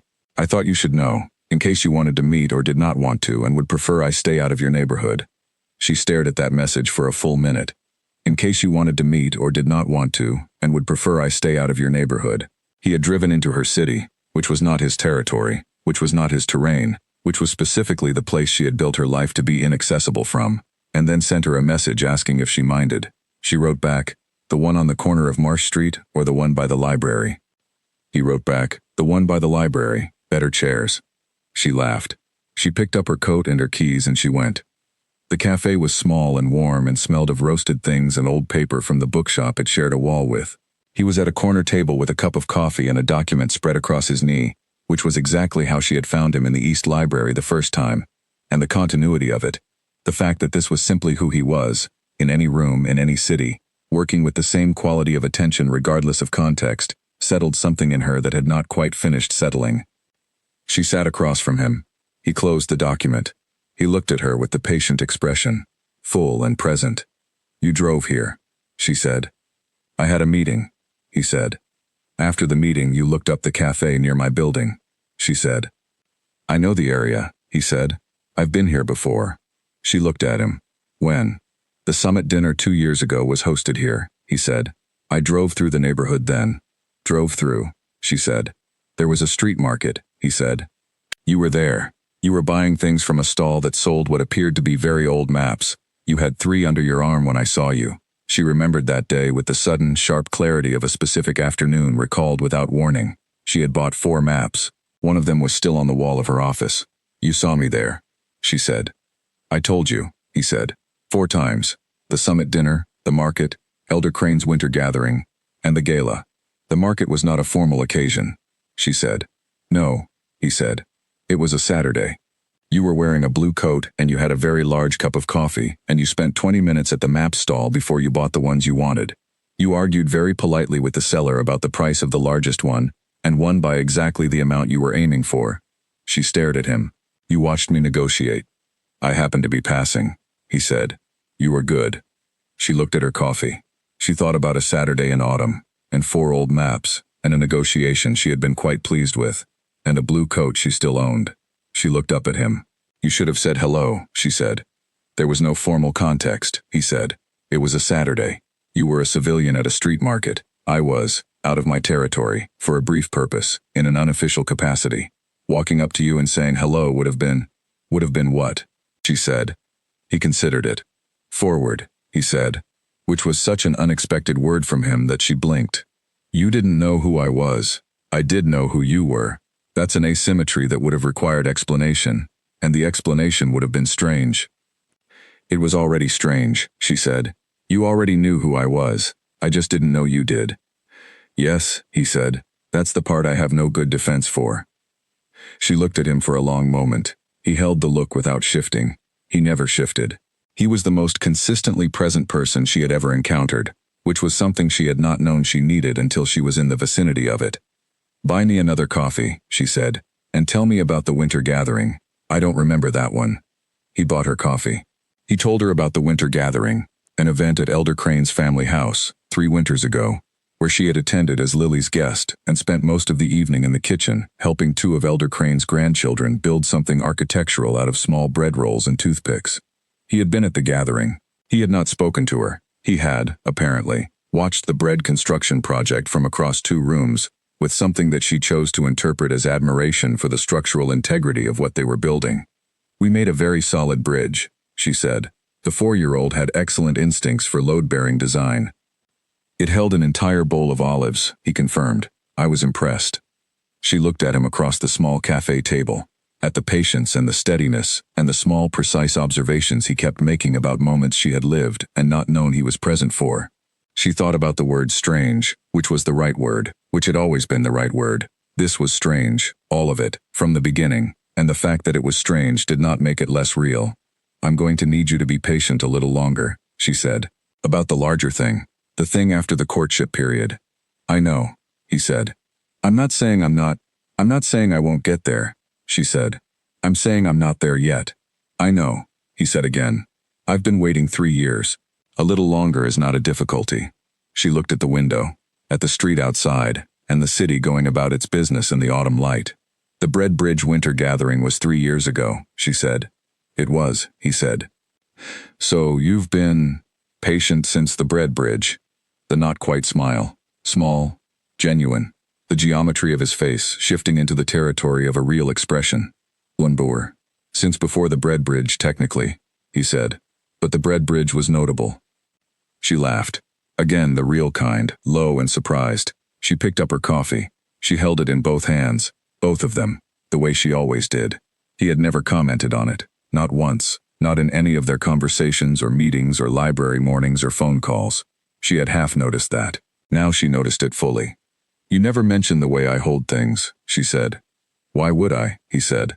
She looked at her hands around the cup. "Most people comment eventually." "It's a reasonable way to hold a cup," he said. "You get more warmth from the ceramic, that way it makes sense." She looked at him. He was entirely serious, not managing her, not being polite, not making a deliberate gesture of acceptance. He had simply evaluated the physics of it and found it sensible. That was all. She thought, "I am going to be in a great deal of trouble, but the kind of trouble that is also something else entirely." Winter came into the Northern Territories fast and without ceremony. Clara drove up for the first time in December, for what was officially a working visit, follow-up documentation on the Northern River agreements, which had progressed to the implementation stage and needed someone to review the territorial mapping before it went to the full council. She drove north in the early dark of a short day, with her red pen and her legal pad and her coat with the decree in the inside pocket, And when the city fell away behind her and the trees thickened on either side of the road and the sky over the land opened up in the way it did this far north, she felt something shift. She felt it the way you feel a door open on the other side of a house, the change of pressure, the sense of new air moving. She was entering somewhere, not just geography. The northern estate was not what she had expected. She had been building a picture of it from context and description. Large, old, serious, the way all things associated with Callum seemed to be. And it was all of those things. But it was also, unmistakably, a place where people actually lived. The front courtyard had muddy boot prints on the steps. The kitchen windows were steamed from the inside. She could hear from the driveway the sound of voices in the far wing, the kind that came from people moving through daily routines. A man came out to help with her bag. His name was Will Archer, early 40s, with the blunt friendliness of someone who had worked in service for long enough that it had become genuine rather than performed. He told her his name without being asked and told her where she'd be staying and warned her, with the seriousness of a man passing on important intelligence, that the second staircase creaked on every other step and it was worth knowing in advance. She liked him immediately. Her room was in the eastern wing of the estate, smaller than the rooms at the Summit Gala, but warm in a way those had not been, with a fireplace that was already lit and a window that looked out over a courtyard with old stone walls. On the writing table by the window was the Northern River documentation, 3 folders deep, organized in the way she had organized it during the review. He had remembered the system she had used. He had set it up the same way. She put her coat on the hook by the door. She took the decree out of the inside pocket. She set it on the writing table next to the documentation folders. She looked at the 2 things side by side, the formal document of an 800-year-old legal tradition and 3 folders of environmental mapping and territorial notes. And she thought, these are the same thing. Both of them are about something that was waiting to become real. She went to find the working room. The northern estate had a room set aside for council business, a long, stone-walled space with a central table and windows that faced north, and the particular cold quality of light that came from that direction in winter. Callum was there when she arrived, standing at the window, and he turned when she came in the way he always turned, not startled, not performing unsurprise, just turning because she had arrived and that was sufficient reason. "You drove well?" he said. "The road past the border marker is worse than the documentation suggested," she said. "Someone should update the condition reports." "I'll note it," he said. He was already moving to the table. "The mapping is ready. There are 3 sections where the original boundary lines don't match the current river path. The river has shifted in the last 40 years. That happens with glacial melt upstream," she said, sitting down. "The water volume changes and the riverbed adjusts. Do you have the upstream data?" "Behind you," he said. She turned. 3 more folders, on the shelf immediately behind her chair. She had not seen them when she came in. She pulled them down and opened the first one. The upstream data was organized by decade, clearly sourced, annotated in a hand she recognized as his. She looked at it for a moment. "You did this yourself," she said. "Yesterday," he said. "You could have had someone else do it." "I wanted it done the way you'd need it," he said. "I know how you organize upstream data. I organized it the same way." She looked at the folders, at the specific system she had developed over years of professional work and never formally described to anyone, but that he had watched her use at the Northern Review and replicated exactly. She thought about the bread bridge. She thought about the way I hold things. She thought about 47 pages with mutual in them, 31 times. "Callum," she said. He looked at her. She held the folder. "I'm going to need you to know something," she said. "I'm not ready to say the larger thing yet. I might not be ready for weeks. But I want you to know that the reason I'm not ready is not because I'm uncertain. It's because when I say it, I want to mean it completely. And I'm not quite there yet, but I'm close. I'm very close." He looked at her across the working table, with the north light coming in behind him, and 3 years of patience in the set of his shoulders. "I know," he said. "You always say I know," she said. "Because I usually do," he said. "And when I don't, I tell you that instead." She looked at the upstream data. She looked at the window. "Okay," she said. "Let's start with the 3 sections." They worked through the morning and most of the afternoon. She had brought lunch from the drive. Habit, self-sufficiency, the practice of a person who had been taking care of herself for long enough that it had become reflexive, and she ate at the table without stopping, which he did not comment on, though Will Archer appeared at noon with tea that she accepted with genuine gratitude. The working rhythm they had built over the past 2 months was already calibrated. She asked questions. He had answers, or acknowledged when he did not, and went to find them. She disagreed with the interpretation of the second boundary section, and she said so clearly, and he listened, and then made the counter-argument, and they went around it twice before arriving at a position that was neither hers nor his, but a third thing that was better than both. It was, she thought, one of the more satisfying working arguments she had ever had. At 5 in the afternoon, the light was already gone from the northern windows and the room was lit by the overhead lamps and the fire in the far wall. She set down her red pen. Her hand was tired. She stretched her fingers. "You write with too much pressure," he said. He was looking at her hand without particular emphasis, noting, not critiquing. "I know," she said. "I've always done it. My handwriting is very precise when I'm thinking clearly, and very aggressive when I'm not. These notes," he said, indicating the legal pad, "start very precisely and become progressively more pressed." She looked. He was right. The first 2 hours of notes were neat, controlled, the handwriting she used in professional documents. The later notes, from the argument about the boundary section, were nearly carved into the paper. "The second boundary argument frustrated me," she said. "You were right," he said. "For the record, the position you arrived at is closer to the correct one than the counter-argument." She looked at him.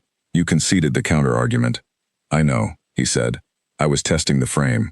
If it was solid, it would hold the counter-argument. It did. That told me something about the quality of the analysis." "You test things," she said. "Carefully," he said. "And I always tell the person afterward, I don't conceal the testing." She held his look for a moment. Then she said, "That is one of your less comfortable qualities."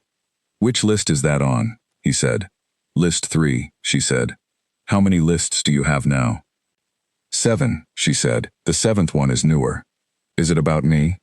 "They're all about something," she said. She picked up the legal pad and closed it. "List 7 is about things I've changed my mind about." He was quiet, not the thinking quiet. The specific quiet of someone who has understood something and is deciding whether to ask the next question or wait. He waited. She stood. She stretched, properly this time, the way you did after a long day at a table, back and shoulders and the specific tension that accumulated from hours of focused work. She had forgotten, briefly, where she was. That happened sometimes when the work was good enough. The context dissolved and there was just the problem and the thinking and the people you were thinking with. She was in the northern estate. She was 12 hours from her apartment.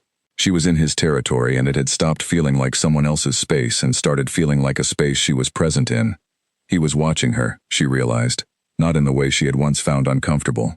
Not surveillance or observation, just awareness. The fundamental attentiveness she had come to understand was simply how he was. "What's dinner?" she said. "Will asks guests what they'd like," he said. "He would have asked you when you arrived if he could find the right moment. He was probably intimidated."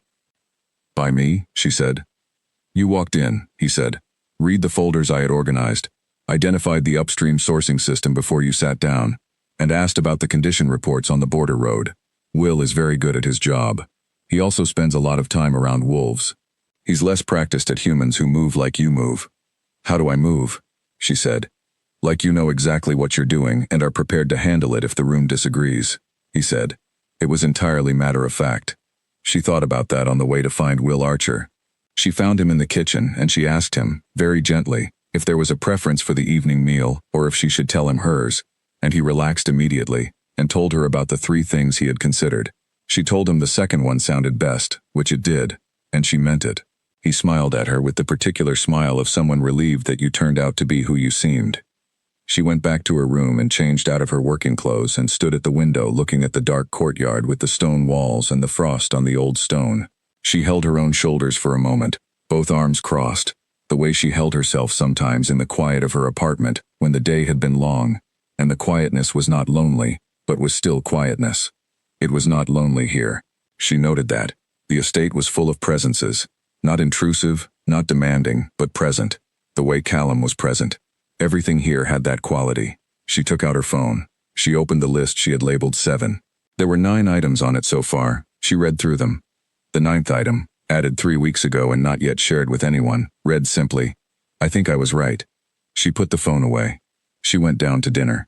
She sat across from him at the table in the stone-walled room and she ate the meal Will had made, which was excellent and warm and exactly right, and she told a story about the worst working trip she had ever taken.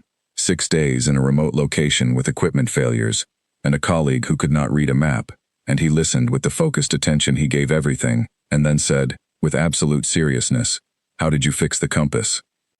Sunlight and a very thin piece of wire, she said, and a 3-hour argument with myself about whether I was doing it correctly. Were you? Eventually, she said. He did not smile, but his expression did the thing it did, the slight shift, the territory of warmth that did not become performance. That, he said, sounds exactly like you. After dinner, she found the estate's library, not because she had been directed to it.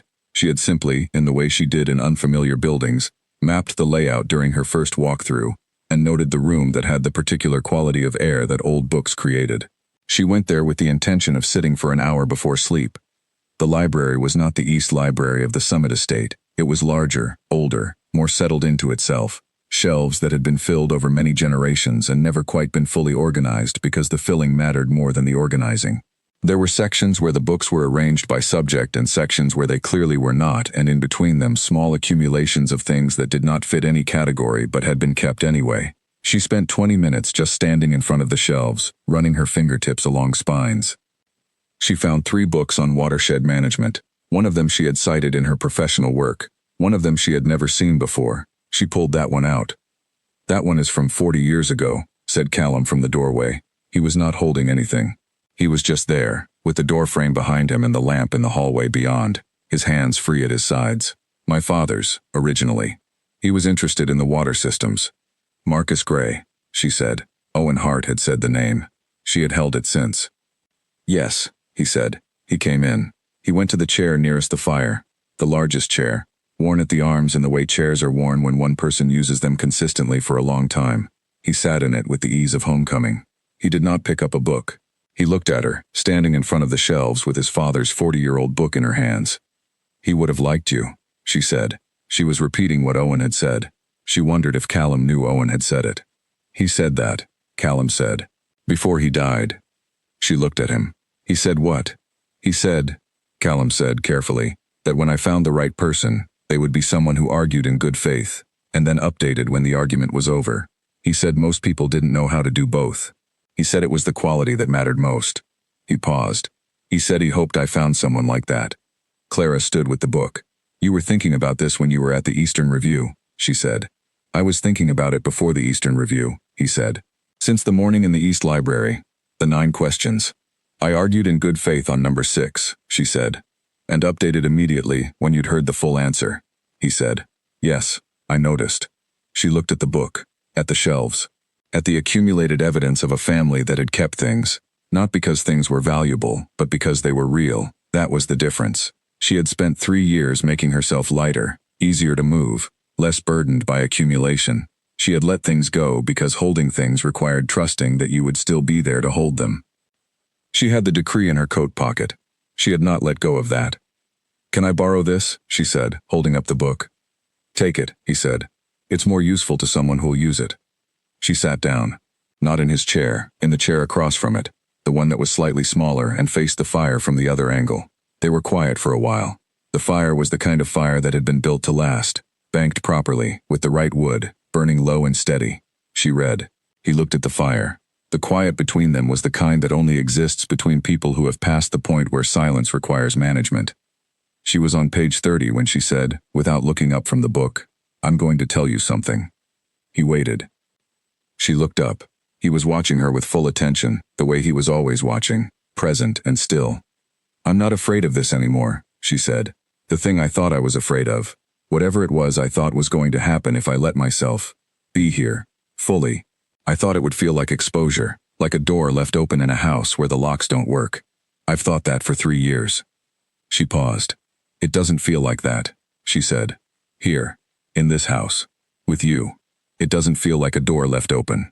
It feels like the door is right there, and I chose to walk through it. There's a difference. He was quiet. She counted, not anxiously this time, just noting the duration. 7 seconds. There is a difference, he said. I'm not saying the rest of it tonight, she said. I told you I wasn't ready, and I'm not quite. I need 2 more days probably, maybe 3. But I wanted you to know the fear part is gone. He held her look for a long moment. Then he said, okay. 1 word. And in it, everything he had always communicated by not pressing, by waiting, by sending things himself, and answering 9 questions and sitting in a library for 2 hours. All of it, in a single word, confirming that he had heard, and would not push, and would wait as long as he had said he would wait. She looked back at the book. Your father had good annotations, she said. He disagreed with the author in chapter 4. He disagreed with most things in chapter 4, Callum said. He was correct about most of them. Was he right about the upstream flow model? Partly, he said. You'd know better than I would. She turned to chapter 4. She read. She was in the library until nearly midnight, and when she finally stood and said good night, and carried the book to her room, she set it on the writing table next to the decree in the documentation folders. 4 things now on the writing table, building slowly, like a file, like something that had a future. She slept well. She woke early. She went to the working room and was already through the second folder when Will brought tea at 7, and he said good morning without surprise, as if she had always been there in the morning, as if her being in the northern estate at 7 in the morning was entirely expected and right. She looked up and said good morning back, and reached for the tea and thought, this is what it is to exist somewhere, to simply be, not to perform presence, not to manage being seen, but to arrive in a space, and have the space receive you, without making it a thing. She thought about list 7, about the 9th item. She was right. She said it on the 3rd morning. She had not planned the 3rd morning specifically. She had told herself 2 days, maybe 3, and she had been thinking about it during the working sessions, and during the evenings in the library, and in the hour before sleep each night, turning the words over the way she turned problems over, not forcing them but holding them, letting them find their own shape. She had been here 5 days.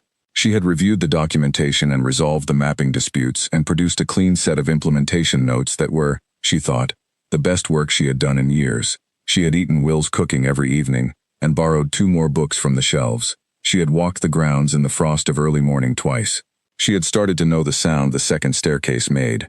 On the 3rd morning she was in the east-facing sitting room, which she had found on day 2 and which had a window that caught the sunrise, and the particular quality of winter light she was beginning to think of as northern light, low and clear and very honest. She was holding a cup of coffee in both hands, the way she always held it, and she was watching the frost on the courtyard stones catch the first light, and she thought, now.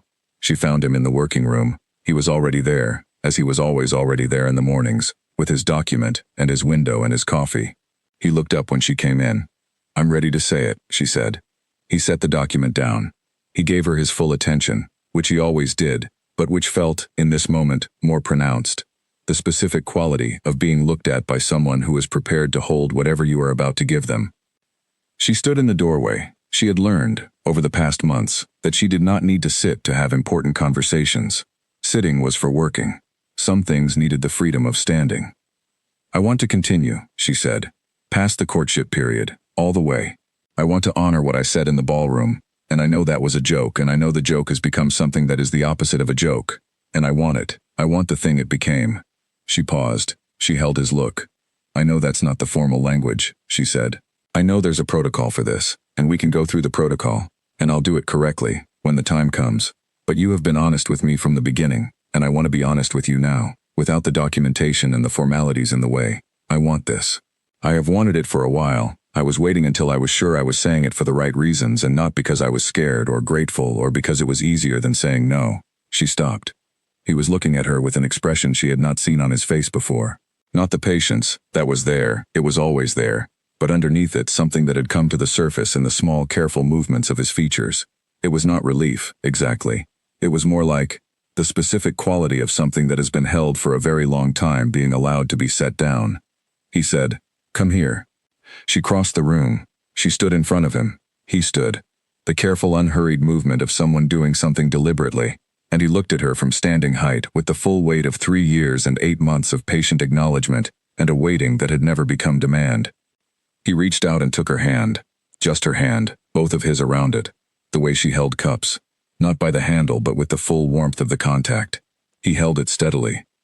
"I've been waiting for you to be sure," he said, "not for you to say it. For you to be sure.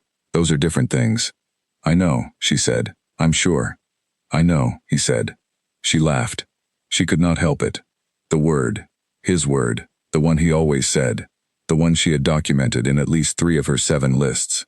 He heard it for what it was, and the not-quite smile came, and this time did not stop at the territory of a smile but completed itself. A real one, full and warm, and the best thing she had seen on his face in 8 months of watching it. "I know," she said back to him, deliberately this time, her own word. They stood there in the working room in the northern estate in the winter light, both of them holding one hand, and nothing dramatic happened. Nothing required to. The thing was simply real, and had been becoming real for a long time, and was now declared in the way real things required, directly, clearly, by both parties, in a room with no audience and no ceremony, and no borrowed shoes. She pressed her thumb into her palm, old reflex. She felt it happen and then let her hand relax, flat, still. There will be council processes, she said. There will, he said, and a formal declaration at a formal gathering. At the spring summit, he said. You'd need to be present. I'll be present, she said. You'll need to stand in front of the same council that was at the winter gala, he said. I'm aware, she said. I've been to one summit already. I know how the room feels. You climbed onto a pedestal last time, he said. I'll restrain myself this time, she said. You don't have to, he said. And this time the smile was fully present, warm, entirely his. She walked back to the east-facing sitting room and she sat with her coffee and the frost on the courtyard stones going from silver to gold as the light climbed, and she thought about the sequence of events that had begun with a dare and a warm glass of champagne and a serving pedestal, and a voice from across a ballroom. She thought about how badly she had expected to be embarrassed and forgotten, and how thoroughly the alternative had presented itself instead. She thought about Elder Crane's 2 words, exist, not perform, exist. She was existing. She was quite sure of that now. Lily called at noon. She answered before the second ring. Something happened, Lily said, immediately, because 6 years of friendship had given her a reliable sense for Clara's voice. I said it, Clara said. Lily made a sound that was not quite a word. Then, and, Clara said. He held my hand and said I know, and then we had to go back to the mapping documentation, because there's a 3rd section that still needs resolution, and the spring review waits for nothing. You went back to work, Lily said. It was very good work, Clara said. Clara Webb, Lily said. Yes, she said. You are the most, I love you. I don't have another word for what you are. Efficient? Clara offered. I was going to say remarkable, Lily said, but efficient also works. She drove home that afternoon in the low December light, the north behind her and the city ahead. She had Will's map of the grounds folded in her coat pocket. He had given it to her on her last morning, pressed it into her hand without explanation, said the second path is better in spring. She had not asked who made it. She knew who made it. The handwriting on the margins was familiar. She drove through the border road that needed its condition report updated. She made a note. She arrived home at dusk. She stood in her kitchen in her coat and her own shoes, and she looked at the windowsill. The decree, still there, slightly worn now. She had taken it in and out of her pocket so many times over the months that the fold lines had softened. The wax seal was still firm. Still, impossibly, slightly warm when she pressed it. She picked it up. She read it again, all 3 paragraphs, for the first time in months. She read it the way you read something you've memorized but want to read anyway, for the pleasure of the language and the recognition of being known.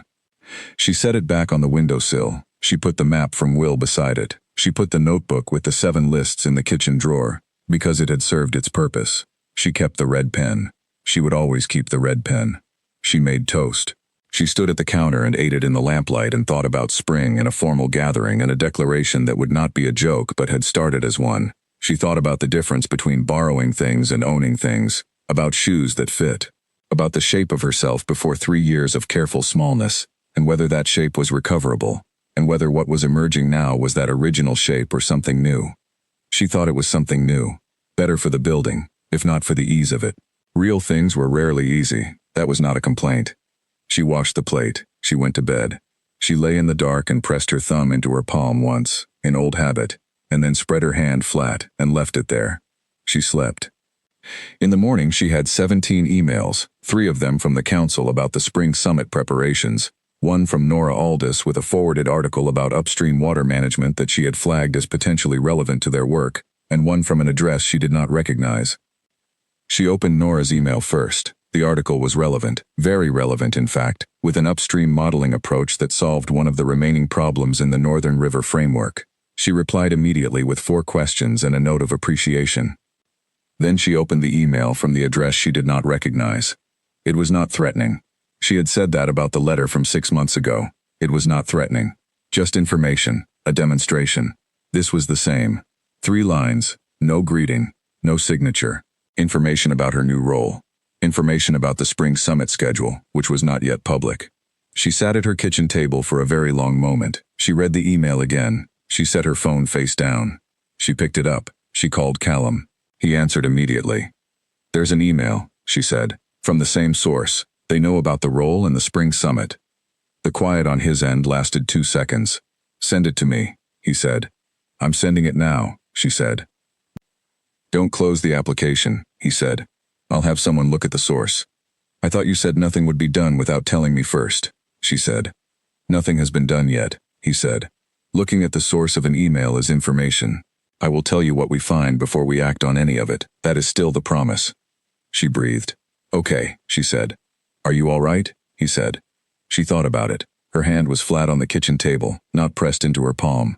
She was sitting upright. She was not afraid, not in the way she had been afraid for 3 years. The low, continuous fear that lived in the walls of her apartment and in the careful routines and the security systems she had installed. She was not that kind of afraid. "Yes," she said. "I'm okay. I've been carrying this for a long time. I'm tired of carrying it." "I know," he said. "We're going to deal with it, correctly, and with your involvement at every step. You have my word." She looked at her kitchen, at the windowsill with the decree and the map, at the red pen on the counter, at the life she was building, piece by piece, out of the careful smallness she had made of the previous 3 years. "Okay," she said. "I'm going to make tea." "Good," he said. "And then I'm going to read Nora's article because it solves one of our remaining framework problems." "I'll read it after you," he said. "You'll agree with my analysis," she said. "I usually do," he said. "And I'll tell you when I don't." She made tea. She read the article. She sent Callum her notes on it at 10 in the morning, and had his response by 11, which agreed with her analysis, and added one point she had missed, and flagged with, "You were right, by the way. Upstream modeling in Chapter 3. I defer to your expertise." She looked at that for a moment. Then she wrote back, "Noted. And, we need to talk about the email situation in more detail." He wrote, "Tonight. I'll call at 7. He called at 7. They talked for 2 hours. Not just about the email, but about what came next, what the spring summit would require of her, what dealing with the letter source would look like, what she was willing to have done and on what timeline and with what authority she retained in the process. He answered everything. He made no decisions without asking her first. He was exactly what he had always been, which was the most reliable person she had encountered in 3 years of making herself very careful, in a world that had turned out to be unreliable. She went to sleep at midnight. She woke at 7. She pressed her thumb into her palm once, felt the old habit start, and let it go. The source of the email was identified within 48 hours. Callum called her when the information came through, as promised, before anything else was done with it. He told her the name, a name adjacent to the one she had given him months ago, the same sphere of the situation she had spent 3 years escaping, a person she had not expected but should have. She listened. She held the phone in both hands and sat on the floor of her kitchen, in the specific way she had sat when she opened the first decree, and she listened to all of it. Then she said, "What are the options?" He gave her 4. He laid them out clearly, without recommendation, without pressure. 4 different approaches with 4 different outcomes and 4 different costs. He told her what he thought, once, when she asked him directly. Then he waited. She took 2 days to decide. She chose option 3, which was the most direct and the least convenient, and the one that required her to be present for part of the process rather than delegating it. She chose it because she had spent 3 years being managed by someone else's actions, and she was done being positioned downwind of decisions that were about her. "I'll arrange it," he said. "I'll be there," she said. "I know," he said. She flew north for it. It was handled in a formal council chamber with 3 witnesses, legal representation on her side and the other, and documentation that was thorough and final. She sat at the table in her own clothes and her own shoes, and she said what needed to be said with her red pen in her hand, and her notes in front of her, and she did not press her thumb into her palm once. It took 4 hours. When it was done, she walked out of the council chamber into the winter afternoon, and Callum was in the hallway, and she stood for a moment and said nothing, because she did not need to say anything. He reached out and straightened the collar of her coat, which had turned slightly in the collar. That was all. A small, ordinary gesture. Practical. His hands were warm through the fabric. "Lunch," she said. "Will made something," he said, "at the estate." Good, she said. She walked toward the door. Tell me it has enough heat in it. I've been cold since this morning. It will, he said, walking beside her. I told him you were coming. You were confident I would want lunch after 4 hours of documentation. I was confident you hadn't eaten since breakfast, he said. Which I know, because you don't eat before things that require full attention. She looked at him sideways. How do you know that? The Eastern Review, he said. The Northern Review. The council meeting in the 3rd week. The morning of Elder Crane's session. He paused. You ate well the evening after all of them. She made a sound that was not quite a word. Then she said, You cataloged the meals. I catalog everything, he said. You know that. List 4, she said. Your uncomfortable qualities. Is the cataloging on list 4? It was on list 2, she said. Then I moved it to list 4 when I realized it was actually useful. And now, he said. She looked at the afternoon, at the winter light on the northern estate in the distance and the road that led to it, and the particular quality of this landscape that she had stopped finding foreign, and started finding recognizable. Hers in some way she was still calibrating the edges of.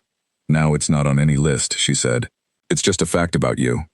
They had lunch in the estate kitchen with Will present, which was easy and warm, and full of conversation about the spring summit preparations and the Northern River implementation, and a report that Nora Aldis had sent that morning that was excellent and needed a response. Normal, ordinary, the particular domesticity of a working relationship that had also become something else, or perhaps had always been something else and was now simply both things at once without requiring the two to be kept separate.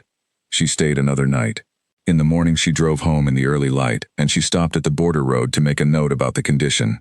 It had gotten worse, and the report genuinely needed updating, and she was going to make sure it did. She went home. She stood in her kitchen. She looked at the windowsill. The decree was there. The map from Will was there. She added, beside them, the documentation from yesterday's meeting.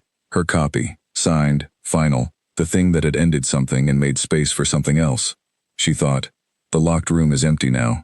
Whatever was behind the door, I went in and I took it apart, and I walked back out. The door is just a door. She made tea. She sat at the kitchen table with her red pen and a clean notebook, and she started a new list. This one had no number. She labeled it simply, What is next?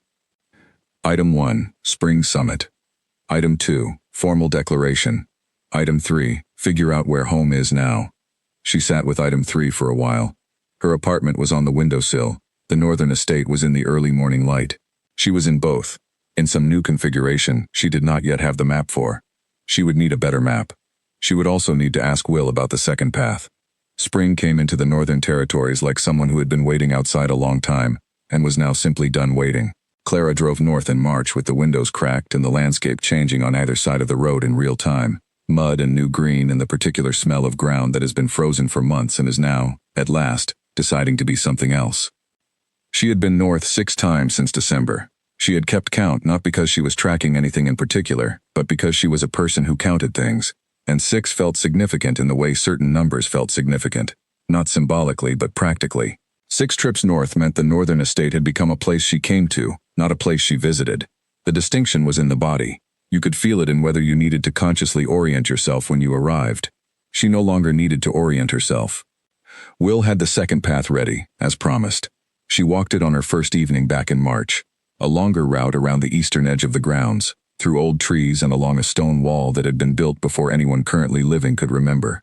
The ground was still soft in places, and she was wearing the right boots, which she kept at the estate now, in the closet of the east wing room that had become hers without formal announcement. Her boots were there. Her second copy of the Northern River documentation was there, her red pen.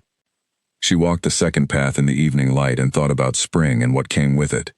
The spring summit was in 6 weeks. It was larger than the winter gala.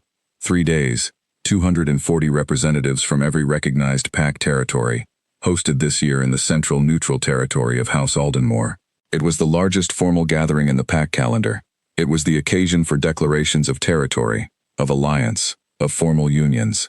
She had been preparing for it methodically, the way she prepared for everything.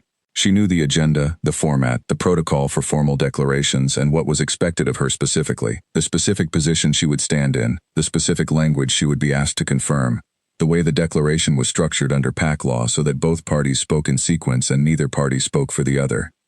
She had practiced the language, not obsessively, once, carefully, with Callum on the phone one evening. going through it line by line the way they went through documentation. He had corrected her pronunciation on one word, which was a specific pack term that had no direct equivalent, and she had repeated it until she had it right. Then they had moved on to discussing the implementation notes from the Northern River Framework, because there was always more implementation to discuss. She walked back to the estate in the last of the light and found him in the library.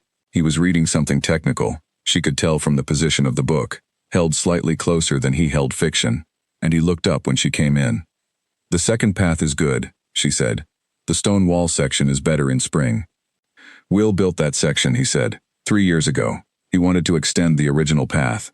She looked at him. "Will built a stone wall. He has several skills the job description does not capture," Callum said. He closed the book. "How are you feeling about the summit?" "Ready," she said. She meant it. "I've been ready for a few weeks. I was waiting for the right moment to tell you." "You told me when you were ready," he said. "That's the right moment." She sat down in her chair, hers now, the one she had been using since December, the one that was slightly smaller than his and caught the fire from a slightly different angle. She looked at the fire. "I've been thinking about item 3, she said. He knew the lists. He knew all 7 of them, or at least the broad content of them, because she had shared them over the months in pieces, not as formal revelations but as the natural giving of information that happened when 2 people spent enough time together that the boundaries between yours and mine became more negotiable. He would know that item 3 on the most recent list was about where home was. "And?" he said. "And I think the answer is not a single location," she said. "I think it's a commute, which is a very practical answer to what might have been expected to be a romantic one." "It's the accurate answer," he said, "which is better." "I'd keep the apartment," she said. "I need the city for the professional work. The council role is northern, but the environmental consulting work is city-based, and I'm not ready to give that up. But I'd spend more time here, significantly more, if that." "Yes," he said, before she finished the sentence. The one word, clean and immediate, no hesitation. She looked at him. "You didn't let me finish. You were going to ask if it was acceptable," he said. "The answer is yes, to any version of that sentence." She looked at the fire. "You do that sometimes," she said. "Answer before the end." "Only when I already know the answer," he said. "I don't do it when I don't." She thought about that. It was true. She had 8 months of data on the subject and it was entirely accurate. He finished sentences when he had already arrived at the conclusion. He waited when he had not. The two were clearly distinguishable and he had never confused them. "I'm going to list that as a comfortable quality," she said. "On the new list." "The new list has comfortable qualities on it," he said. "It has a section," she said. "It's shorter than the uncomfortable section, but it's growing." The not quite smile. The complete smile that followed it, because over the past months the not quite had become quite more often, and she had stopped being surprised by it and started being glad of it in the specific way you were glad of things that had become reliable. "What's at the top of the comfortable section?" he said. She thought about it. "The way you answer things," she said. "Not the way you say things. The way you answer them. When I ask you something, I get the actual answer, not the managed version, not the version that has been reviewed for palatability. The actual information, organized, with a clear indication of where the uncertainty is. I have never, in all the time I have worked and lived and talked to people, received so consistent a standard of honest answer." He looked at her steadily. "That's at the top." "Yes," she said. He was quiet for a moment. Then he said, "The equivalent for me is the way you argue. When you disagree, you say so. When you update completely. You don't carry the residue of the previous position into the new one. That's a very technical description of a personal quality," she said. "I find precision more comfortable than sentiment," he said, "when I want to say something real." She looked at the fire, at the books on the shelves and the worn arms of his chair, and the winter to spring quality of the light that came through the library windows now, at the life she was sitting in. "6 weeks, she said. 6 weeks, he said. "What happens between now and then?" "More documentation," he said. "The summit has administrative requirements. You'll need a formal introduction to the full council. Elder Crane has scheduled that for next week." "She frightens me slightly," Clara said. "She frightens everyone slightly," he said. "She considers it a professional service." "Does she frighten you?" "Yes," he said, "though I'd rather not admit that in a room where Elder Crane might somehow be aware of it." Clara laughed, the real kind. It filled the library for a moment and settled, and the warmth of it sat in the room for a while after. She reached for the book she had been reading the night before, the one on the territorial history of the Eastern Reserves, and she opened it to her page, and she read, and he read, and the fire burned, and the evening came in from the windows, and the library was quiet, in the way it was always quiet when they were both in it. She fell asleep in the chair. This had happened twice before. Both times she had woken to find that someone, she suspected Will, on the instructions of the person with whom she was formerly in a recognized courtship period, had placed a blanket over her, and the fire had been banked to burn through the night, and her book had been set carefully on the side table with her place marked. She woke at 2 in the morning. The fire was low. The library was dark except for the coals. She sat up. There was a blanket over her. Her book was on the side table with her page marked. She was in the northern estate in March, at 2 in the morning, wrapped in a blanket in a library chair, with a marked page in a book she had borrowed months ago and never returned. She was here in the specific way she had been trying to understand since December, not as a guest, not as a visitor, not even exactly as a partner in a formal courtship period under pack law. She was here the way people were in their homes, in the places where they existed without performing. She tucked the blanket more firmly around herself. She picked up the book. She read for another hour in the low light of the banked fire, and she did not press her thumb into her palm, and she did not catalog any fears, and she did not manage any edges. She just read. In the morning, Will made breakfast that involved eggs cooked in a way she had not experienced before and which she had to ask about. He explained it with the seriousness of a man for whom cooking was a technical matter, and the explanation was detailed, and she listened and took a mental note. She was going to try it herself. She had a kitchen in the east wing, small but functional, and she had been cooking in it on the evenings she was not in the main kitchen with Will. She was going to try the eggs. She went to find Callum. He was in the working room, document on his knee, window behind him, coffee on the table. She sat down. She opened her folder. They went through the summit documentation, the administrative forms, the protocol requirements, the timing of the formal declaration, the order of the 3 days. She had a question about the declaration language. She asked it. He answered it. She had a second question. He answered that too. She looked at him across the working table. "I'm ready," she said. "I've been saying that, but I want to be precise about what I mean. I'm ready in every sense, not just for the declaration, for all of it. For item 3 on the list and the commute and the apartment and the northern estate and the council work and the estate kitchen and the second path and the fact that Will built a stone wall." She paused. "I'm ready for you," she said, specifically, as a fact about my life. He was quiet, the 7-second quiet. She knew it well enough now to simply wait in it, the way he waited, without filling the space. "I know," he said. "I know you know," she said. "I know you know," he said. She stared at him. Did you just?" "Yes," he said. The full smile, the complete one. "I was told I should try." "By whom?" she said. "Nora Aldis," he said. "She said you'd appreciate it." Clara sat in the working room with her folder and her red pen and her spring morning and her smile that she was not trying to contain. "Nora Aldis," she said. "She said you'd told her about the lists," he said. "She thought I needed to work on being approximately 11% less serious." "She's not wrong," Clara said. "She never is," he said, and went back to his document with the equanimity of a man who had made a successful joke for the first time and was not going to press his luck. Elder Crane's formal introduction meeting was the following week, in the council's reception room, a different space from the working rooms, lighter and more open, with chairs arranged in a way that was neither confrontational nor informal, but somewhere precise between the two. Elder Crane was there when Clara arrived, with 3 other council members she had met before and 2 she had not.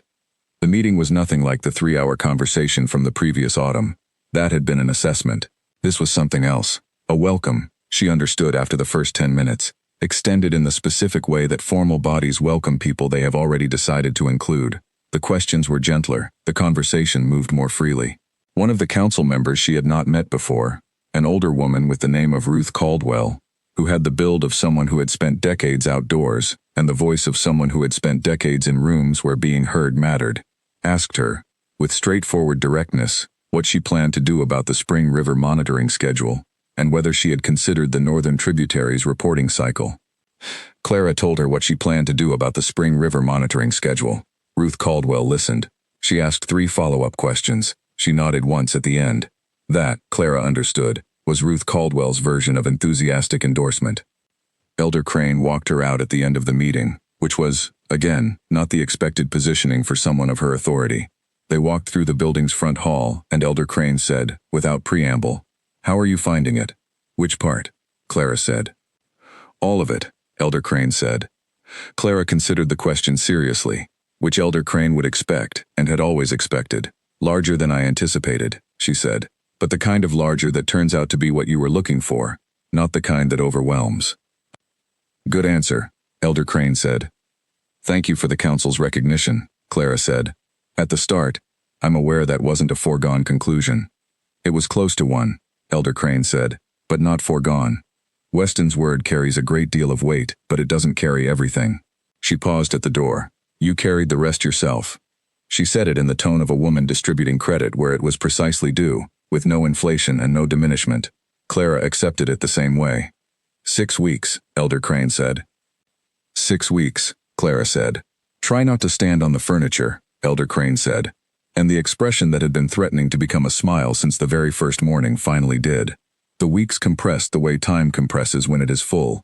She was in the city for 2 of the 6 weeks, working on her environmental consulting cases and managing the administrative preparation for the summit. She was north for the other 4, working on the river framework and the monitoring schedule, and the documentation that accumulated around any active council engagement. She was on the phone with Nora Aldis twice a week, which had become something she looked forward to in the way she looked forward to things that were genuinely good and not complicated by expectation. Nora Aldis turned out to be one of those people who made every conversation slightly better than the room it was in. She drove north on the 4th week and stopped on the border road to make a formal note about the condition and send it to the appropriate council contact, who responded within the hour to say that resurfacing was already scheduled for the following month. She felt the specific satisfaction of a task that was small and real and done. She walked the second path on her first evening back. The stone wall section was better in spring, exactly as Will had said. The moss on the stones was green now, and the light came through the old trees differently at this season, and the ground was firm under her boots. She had the decree in her inside coat pocket. She had been carrying it since the beginning, and she saw no reason to stop. The wax seal was warmer than ever in this season, which she had stopped trying to explain to herself, and had simply accepted as one of the conditions of the thing, the way some things were simply how they were. She put her hand in her inside pocket on the path, and she held the fold of the decree through her fingers for a moment. 8 months of carrying. The paper was soft now at the fold lines. The seal was firm. Her name at the top, in steady handwriting, specific to the middle initial. She took her hand out of her pocket and kept walking. She had a working dinner that evening with Callum and Owen Hart and Ruth Caldwell, who was visiting for the week to review the monitoring schedule. The dinner was productive and long, and Ruth Caldwell ate more than anyone else at the table and asked the sharpest questions and laughed exactly once, at something Owen said that Clara had also found funny, and the laugh was worth the whole evening. After the dinner, in the library, Clara made a new entry on the list with no number, the one labeled "What is next?"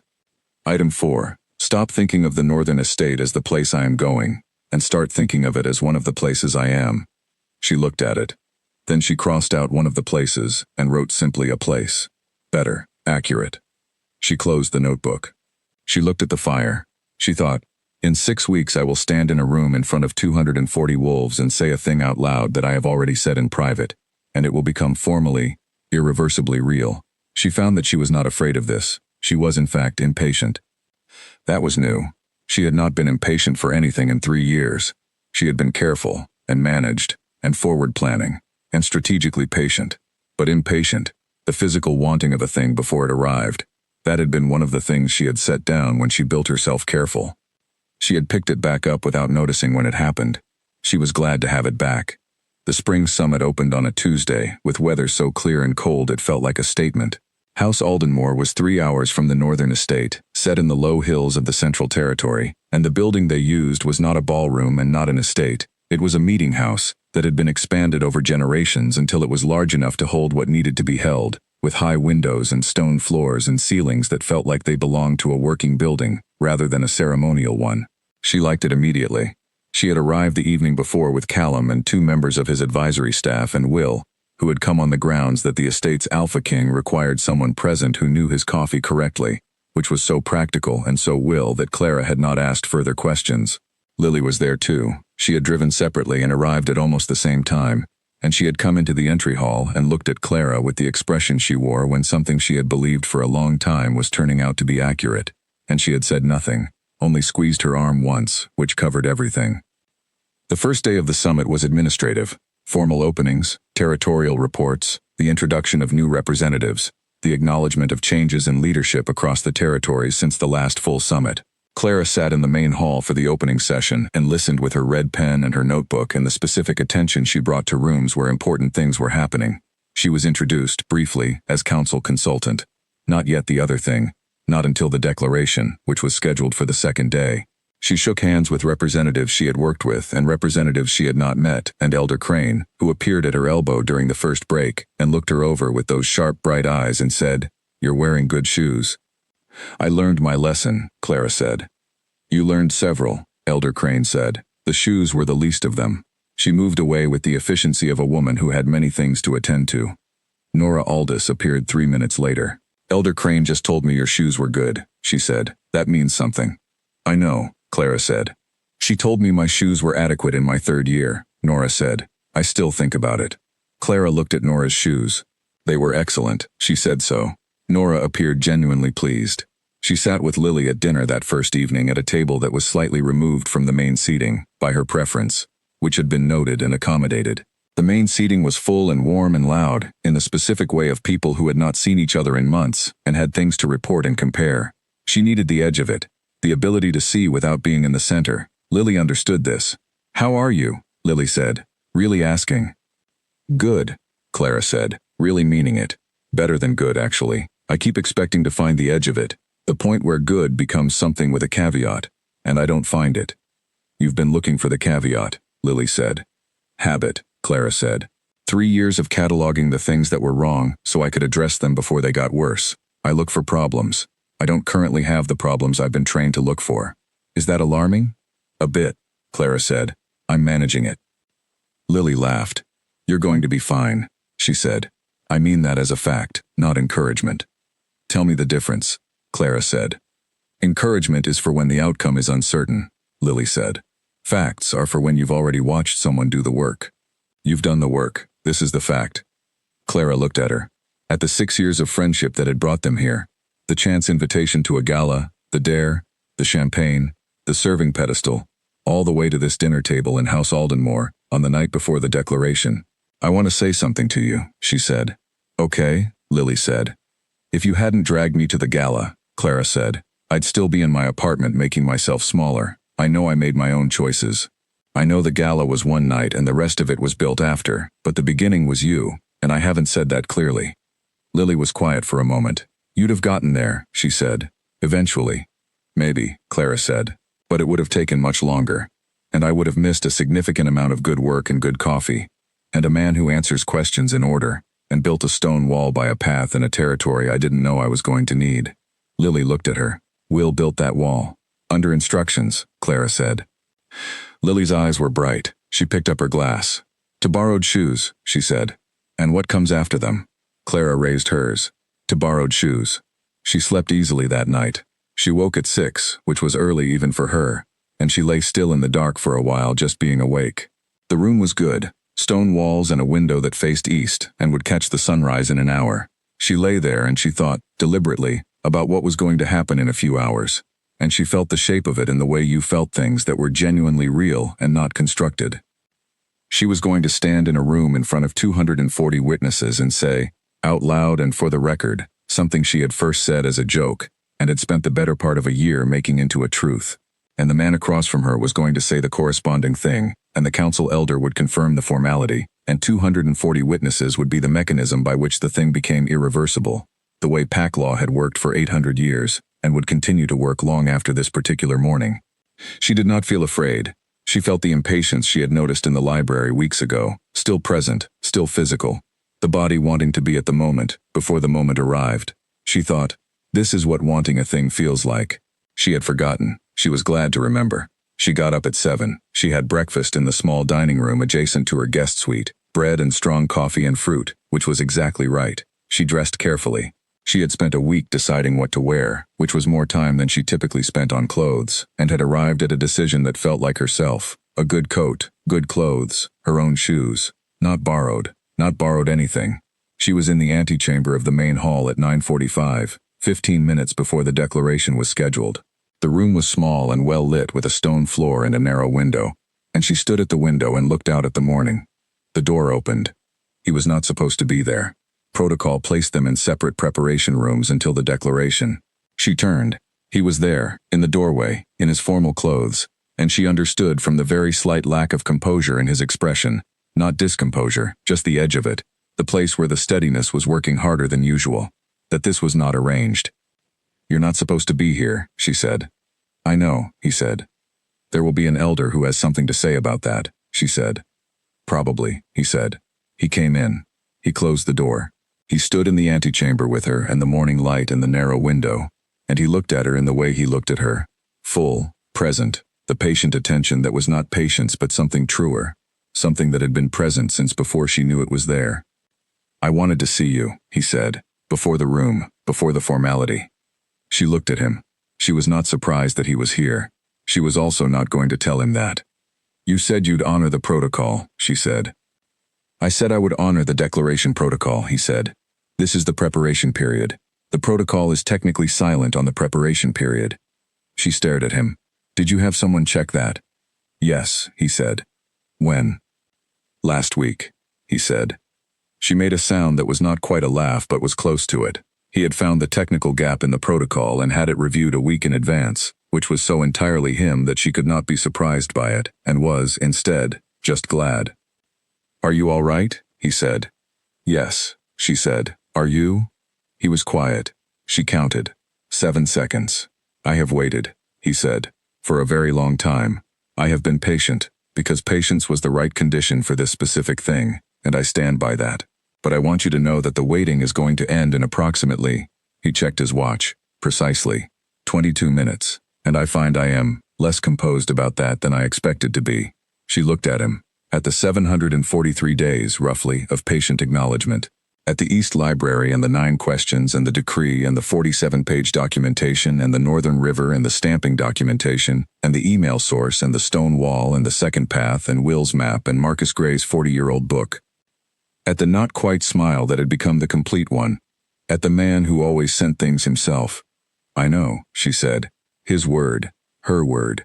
Their word, she supposed, at this point. He looked at her for a long moment. Then he said simply, "Thank you for being here." "Thank you for answering," she said. She meant the ballroom. She meant the library. She meant the phone call and the 9 questions and every instance of "I know." He knew what she meant. He knew everything. The door opened. An aide from Elder Crane's office appeared and looked at both of them with the specific expression of a person managing a minor protocol deviation with maximum dignity. "The hall is ready," he said, to the air between them, which was as close as he was going to come to addressing the irregularity. "Thank you," Callum said. She straightened her coat. She checked that her shoes were as she had left them. She picked up nothing, because she had nothing to carry. Her hands were free. She walked into the main hall of House Aldenmore on a spring morning in front of 240 wolves, and she stood in the position that had been designated for her, and she felt, not small, not exposed, not like a door left open. She felt present. Entirely, completely, without reservation, present. The declaration itself was less ceremonial than she had anticipated, and more real for being so. Elder Crane stood at the front of the hall in her reading glasses on their chain, and her cardigan in a different shade of slate than the first one, and she spoke the formal framing in a voice that was precise and clear, and did not perform significance, because the thing itself was significant. 240 wolves arranged in a hall that was neither a ballroom nor a courtroom but something between, a working space that had been lived in for a long time by people who took what happened in it seriously. Clara stood on her side of the designated space. Callum stood on his. They were not far apart, close enough that she could see the detail of his expression, the composure that was working hard and doing its job, the edge of the something underneath it that was more than composure. She had had 8 months to learn to read his face. She could read it accurately now. Elder Crane completed the framing. She addressed Clara first. She asked, in the formal language, whether Clara Elaine Webb chose, of her own knowledge and free will, to enter into formal permanent union with Callum of House Gray, Alpha King of the Northern Reaches and affiliated territories, under the full provisions of pack law. Clara said, in the formal language, yes. She had practiced the pronunciation. She had it exactly right. She knew this because Callum's expression did something very small when she said it, the kind of movement that was not visible from more than a few feet away, the kind that happened in the margin between composure and what composure was containing. Elder Crane addressed Callum. She asked the corresponding question. He said yes. His voice was the same as it had been across the ballroom 8 months ago. The same quality, the same certainty. But it was closer now, and it carried something it had not carried in the ballroom, because in the ballroom it was an answer to a joke, and this was not a joke, and the difference was in the full weight of what the word meant when it was meant completely. Elder Crane confirmed the union. She confirmed the witnesses. She confirmed the documentation. She did all of this in the precise, unhurried way she did everything. And when she was done, she looked at Clara over her reading glasses with those sharp, bright eyes and very slightly, almost invisibly, nodded. Clara nodded back. She felt 240 presences register the moment simultaneously. Not the held breath of the winter gala. Not the shocked quiet of the ballroom. This was a different thing. This was the quality of a community receiving information that it had been waiting for. And the weight of that receiving was not oppressive, but rather the opposite. The sense of being held by something much larger and older than herself. And that the holding was not a restriction but a foundation. She did not press her thumb into her palm. Her hands were free at her sides. She left them there. After the formal portion, the hall moved into the working business of the second day. Territorial reports, alliance confirmations, the practical machinery of a gathering of this scale. She was seated for it, now in a formal position at the council table, and she opened her notebook and her red pen and she paid attention, because the business was real and she was here to do it. Owen Hart was 2 seats to her left. He did not say anything, but when she glanced sideways at him, he was looking at the middle distance with the expression of a man who is satisfied about something in the specific way that does not require comment. Nora Aldous, across the table, caught her eye and made a small, precise movement with her coffee cup that Clara interpreted, accurately, as congratulations delivered with maximum economy of gesture. Ruth Caldwell, at the far end, was already reviewing documents and did not look up. This was, Clara was learning, how Ruth Caldwell expressed that things were as they should be. You knew something was wrong when she put the documents down. The documents stayed exactly where they were. The second day was long and full, and by the end of it she had 3 pages of notes in her narrow handwriting, pressing hard where the arguments got complicated, and lighter where things resolved cleanly. She could tell from the handwriting what had been difficult and what had been easy. She thought she should share this with Callum as a reliable mood indicator. He would find it useful. The dinner on the second evening was larger than the first, with the full assembly present, and it was noisy and warm and full of the specific energy of people who had spent a day doing important work together. She sat at the main table this time, not at the edge, in the center, because that was where she was. She ate Will's food, which he had somehow organized from 3 hours away. She talked to Owen Hart about the monitoring schedule. She talked to Nora about a new case that the council was going to need environmental input on. She talked to an alpha representative from the Southern Territories she had not met before, and who turned out to know a great deal about coastal erosion. She talked to Elder Crane, briefly, at the end of dinner, when the elder came to find her in the way she always came to find people, decisively, without preamble. "You held up well," Elder Crane said. "Thank you," Clara said. "I don't say that to everyone," Elder Crane said. "I say it to people who earned it." "I know," Clara said. "That's why I said thank you." Elder Crane looked at her with the sharp, bright eyes. "Weston would be pleased," she said. "I'll tell him." "Tell him the correlation held," Clara said. "He'll know what it means." "He'll spend 2 days thinking about it," Elder Crane said. "Good." She moved away.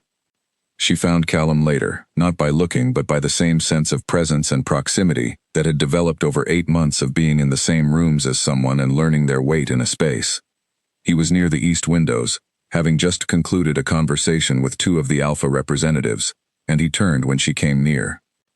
She stood beside him. They looked out the east windows at the night, the dark of the Central Territory, different from the northern dark, different from the city dark, its own specific quality. "How are you?" he said. "Good," she said. "Really good. I keep checking for the caveat and I don't find it." "There isn't one," he said. "I know," she said. "I'm getting used to that." "Is it alarming?"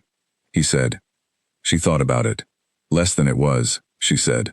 "I think the alarm mechanism needs recalibrating. It was built for a different situation." "We can work on that," he said, completely serious, as if recalibrating an alarm mechanism was a reasonable working project, which she supposed, in context, it was.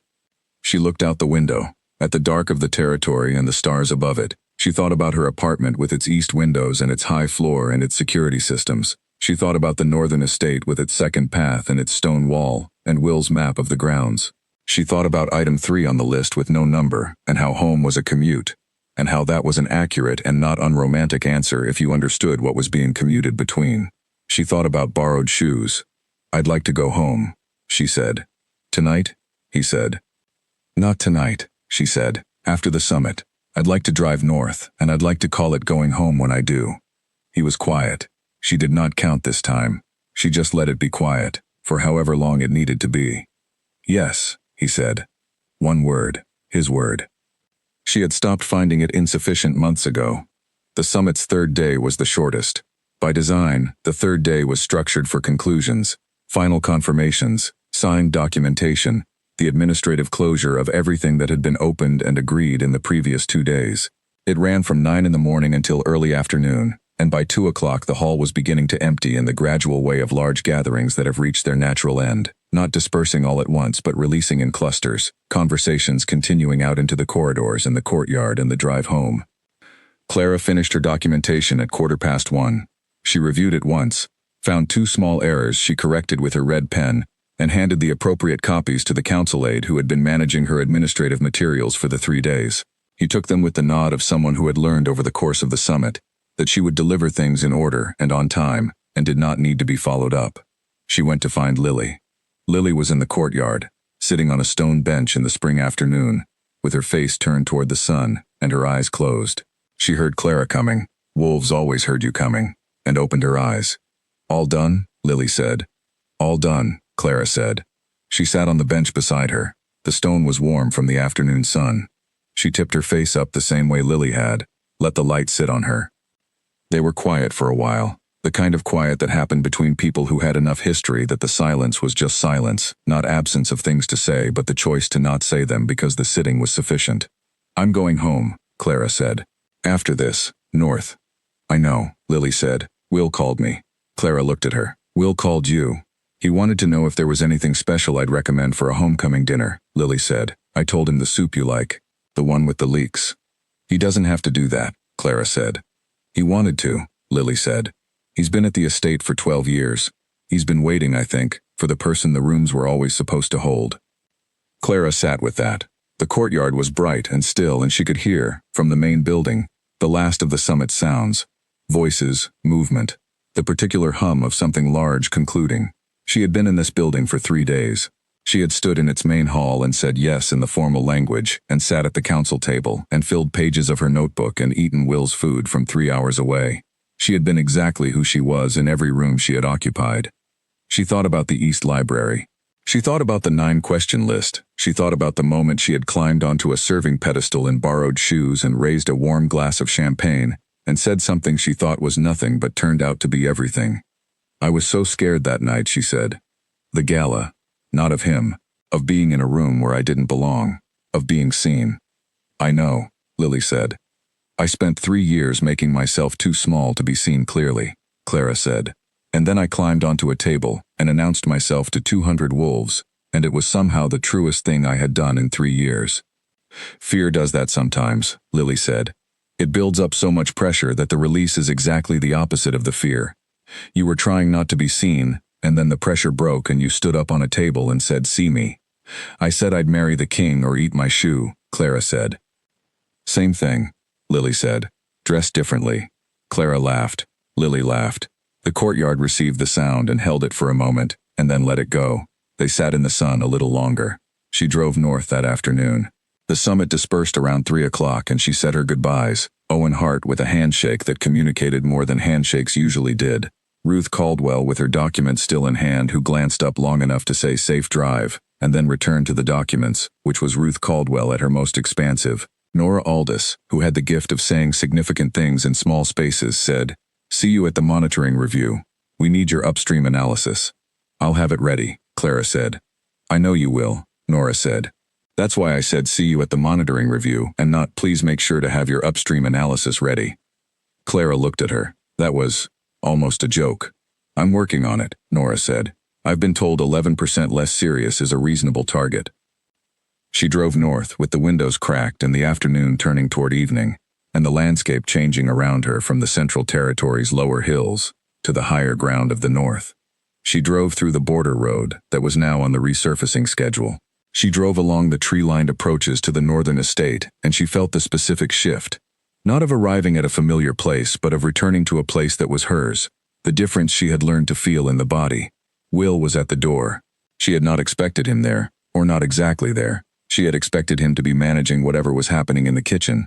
But he was at the door, and he said good evening in the tone of someone welcoming a person home rather than greeting a visitor, and she said good evening back in the same tone, and that exchange was more complete than many much longer ones she had had. The estate smelled of the soup with leeks. She could smell it from the front hall. She stood there for a moment with her bag in her hand and her own shoes on her feet and the decree in her inside coat pocket, and she just was there, in the hall, in the house, present. She went to the East Wing room, her room, which had been hers since December without formal announcement. She set her bag down. She hung her coat on the hook by the door. She took the decree out of the inside pocket. She held it for a moment. Then she set it on the writing table by the window, next to the documentation folders and Marcus Gray's 40-year-old book on watershed management, which she still had not returned because it turned out to be endlessly useful, and because returning it would have required giving it back to the shelf, and she preferred it at arm's reach. She stood at the window.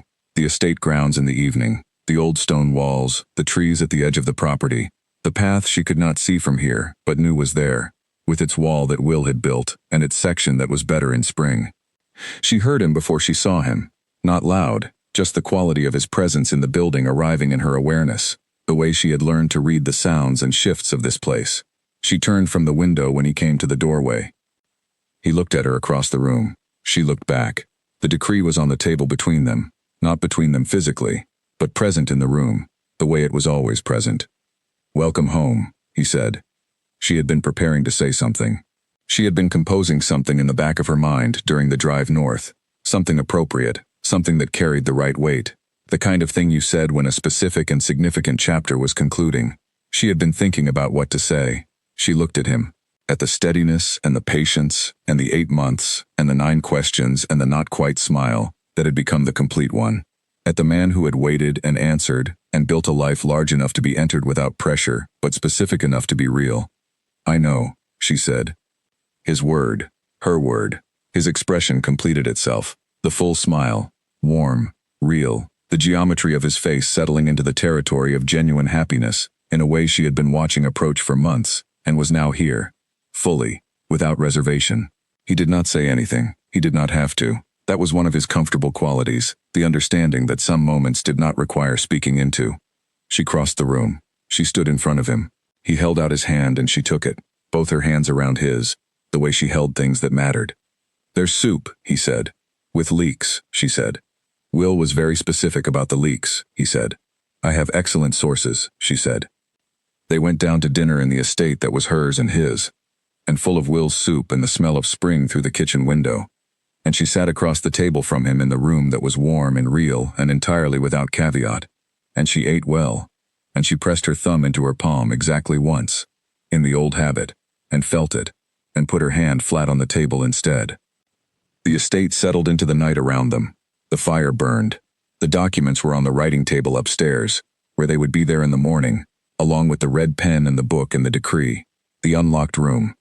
She thought about the serving pedestal and the warm champagne and the borrowed shoes, very far back now, at the beginning of the sequence. She thought about a voice from across a ballroom.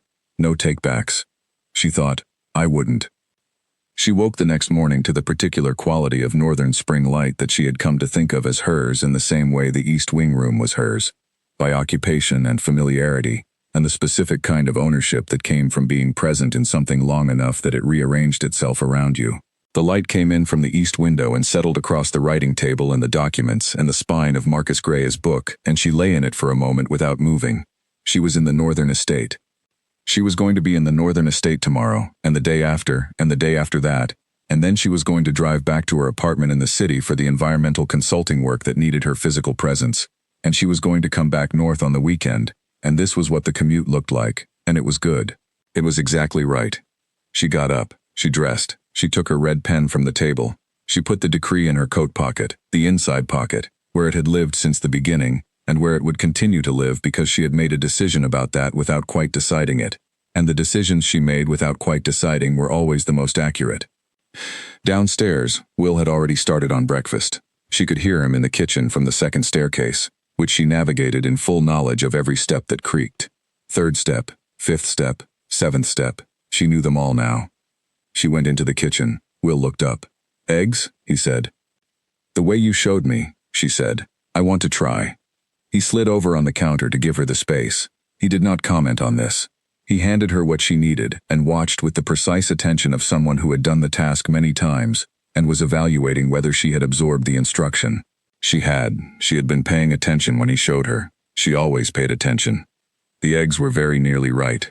Slightly too long on the left side, where the heat was higher, but the flavor was correct and the texture was close.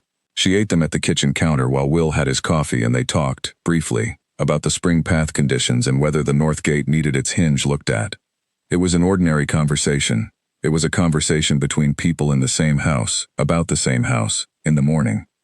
She finished breakfast. She washed her own plate, which she had done every morning since December, and which Will had stopped attempting to do for her after the third day, because she was consistent about it, and he had learned to read her consistency. She dried her hands. She picked up her coat. The working room. Callum was already there, as expected, as always, with his document and his window. He looked up. "The Northern Tributary Monitoring Schedule," she said. "The spring section. I have 3 questions about the flow data." "I anticipated questions," he said. "The additional charts are on the side table." She looked. They were there. He had organized them in her system. "Thank you," she said. "You're welcome," he said. She sat down. She opened her notebook. She picked up her red pen. She looked at the Northern River documentation and the spring monitoring schedule and the charts he had prepared and the window with the northern light and the working day ahead of them, long and real and full of problems worth solving. She thought, this is what it is to exist in something. Not to perform in it, not to survive it, not to manage it from a careful distance. To exist in it. To be present in all the dimensions of a life. The professional and the personal and the ordinary and the significant, all at once, without the need to separate them or protect one from the other. She had spent 3 years learning to be small. She had spent the last 8 months learning to be her full size again. She was not sure she was entirely there yet. She was not sure there was an arrival point, exactly, so much as a continued process of showing up and being seen and choosing to remain visible. She was choosing it. Every morning, she was choosing it now, with her red pen and her notebook and her chair that was hers by occupation, and the decree in her inside pocket, and the map from Will in her other pocket, the one she put her hand in casually. Callum was reading. She was reading. The morning light came in from the north. She had a question about the flow data. She asked it. He answered it. She had a second question. He answered that too. She wrote in her notebook, pressing slightly hard. Not anxiety this time, just focus. The productive pressure of a person fully engaged in a thing that mattered. She wrote her analysis of the spring section. She wrote her recommendations for the monitoring points. She wrote a note about the northern tributary that was going to require a follow-up conversation, because the data suggested something she had not seen in the earlier documentation, and she wanted to verify it before drawing conclusions. She looked up. He was watching her, not studying, not surveilling, just the awareness of someone in a shared space. She met his look. "The northern tributary has a flow anomaly in the 3rd section," she said. "I want to check the spring data from 2 years ago before I draw a conclusion." "I have that data," he said. "3rd shelf, the blue folder." She got up. She went to the shelf. She pulled the blue folder. She opened it at the table. She found the spring data from 2 years ago. She compared it with what she was looking at now. There was the anomaly, clear in the comparison, and beside it, in the margin of the 2-year-old data, a note in his handwriting. Possible seasonal variation, needs long-term study. She looked at the note. She looked at the date at the top of the document. 2 years ago. He had noted it 2 years ago, before she had any role in this work, before she had any formal relationship to the council, before anything except the fact of her existing in spaces adjacent to him, and him being aware of it. She showed him the note. "You flagged this 2 years ago," she said. "Yes," he said. "I didn't have the right framework to resolve it then." She looked at him. He looked at her steadily. She understood, from the way he said it, evenly, without particular emphasis, as a fact, that he was not making a broader point. He was talking about the data. He was also, perhaps, talking about something else. With him it was often both. "I can build the framework," she said. "I know," he said. "That's why I kept the folder." She sat back down. She opened her notebook to a fresh page. She began working through the framework, the approach she had developed for upstream anomaly analysis, applied now to a specific problem in a specific river, in a specific territory that she was part of. She wrote for 2 hours. The handwriting was even throughout, not pressing hard, not loose. The handwriting of someone who knows what she is doing and is not fighting the page. She filled 14 pages. She set down the red pen and looked at what she had built. Initial framework, she said. It'll need refinement when we have the summer data. But the structure is there. He leaned across the table to look. She watched him read. The quality of attention he gave documents. The way he moved through information with the systematic thoroughness she had come to recognize as one of his best professional qualities. He read for 3 minutes without comment, then he said, the third section, the flow rate assumptions. Conservative, she agreed. I can adjust them when we have more historical data. You'll want the archive from the decade before the main agreements, he said. It's in the lower library. I'll get it today, she said. Will can help you find it, he said. He organized the lower library 3 years ago. Will organized the lower library, she said. He found it unsatisfactory, he said. So he organized it. She looked at the ceiling briefly. What else has Will done to this estate that is not in the job description? The greenhouse, he said. The second path. The garden wall on the south side. The irrigation system in the east grounds. He paused. The furniture arrangement in the east wing room. She looked at him. He arranged the furniture in my room. He arranged it 6 months ago, Callum said. Before you came the first time, he had a particular configuration he felt suited the space and the light. He arranged it for me, she said, before he had met me. He had heard about you, he said. Weston is, as you know, extremely chatty. She sat with this information. Will had arranged her furniture. Will had built paths and walls and organized libraries and produced leek soup and shown her how to make eggs correctly and handed her maps of the grounds and learned her coffee order within the first morning and said good evening in the tone of someone welcoming a person home. Will had, she was coming to understand, been preparing the estate for her arrival with the same quality of patient attention that characterized everyone in this place. The same quality she had spent 8 months recognizing and calibrating and learning to trust. She thought, I was the last to know I was coming. The thought should have been strange. She found it, instead, completely right. The way certain true things felt. Not surprising, but confirming. The sense of something settling into a shape that was always waiting for it. She picked up the red pen. She made a note at the bottom of the framework page. Lower library archive, pre-agreement decade, request via will. She looked at the note. She added, underneath it, in smaller letters, not for anyone else. Tell Weston he was right about the correlation. She closed the notebook. Outside the northern window, the spring morning was doing what spring mornings did in this territory. Slow, clear, unhurried, full of light. She could see the edge of the second path from this window if she leaned slightly left. She could see the old trees and the stone wall Will had built and the frost-free ground of a season that had turned toward something warmer. She thought about a serving pedestal and a champagne glass and the 2 words that had come back across a ballroom and changed the shape of everything. She thought about 9 questions and a list and a man who sent things himself. She thought, no takebacks. She thought, good. She put her hand in her coat pocket, the outside one, the casual one, the one for things she was not afraid of, and felt the fold of Will's map, soft from being carried. Then she moved her hand to the inside pocket and felt the decree, warmer than it had any reason to be, pressed there at her ribs. Both pockets, both things. Hers. She turned back to the framework. She picked up the red pen. She pressed it to the page with the firm, steady pressure of someone who knows what she is writing, who is where she is supposed to be, who has no caveats and no reservations and no locked rooms. She wrote,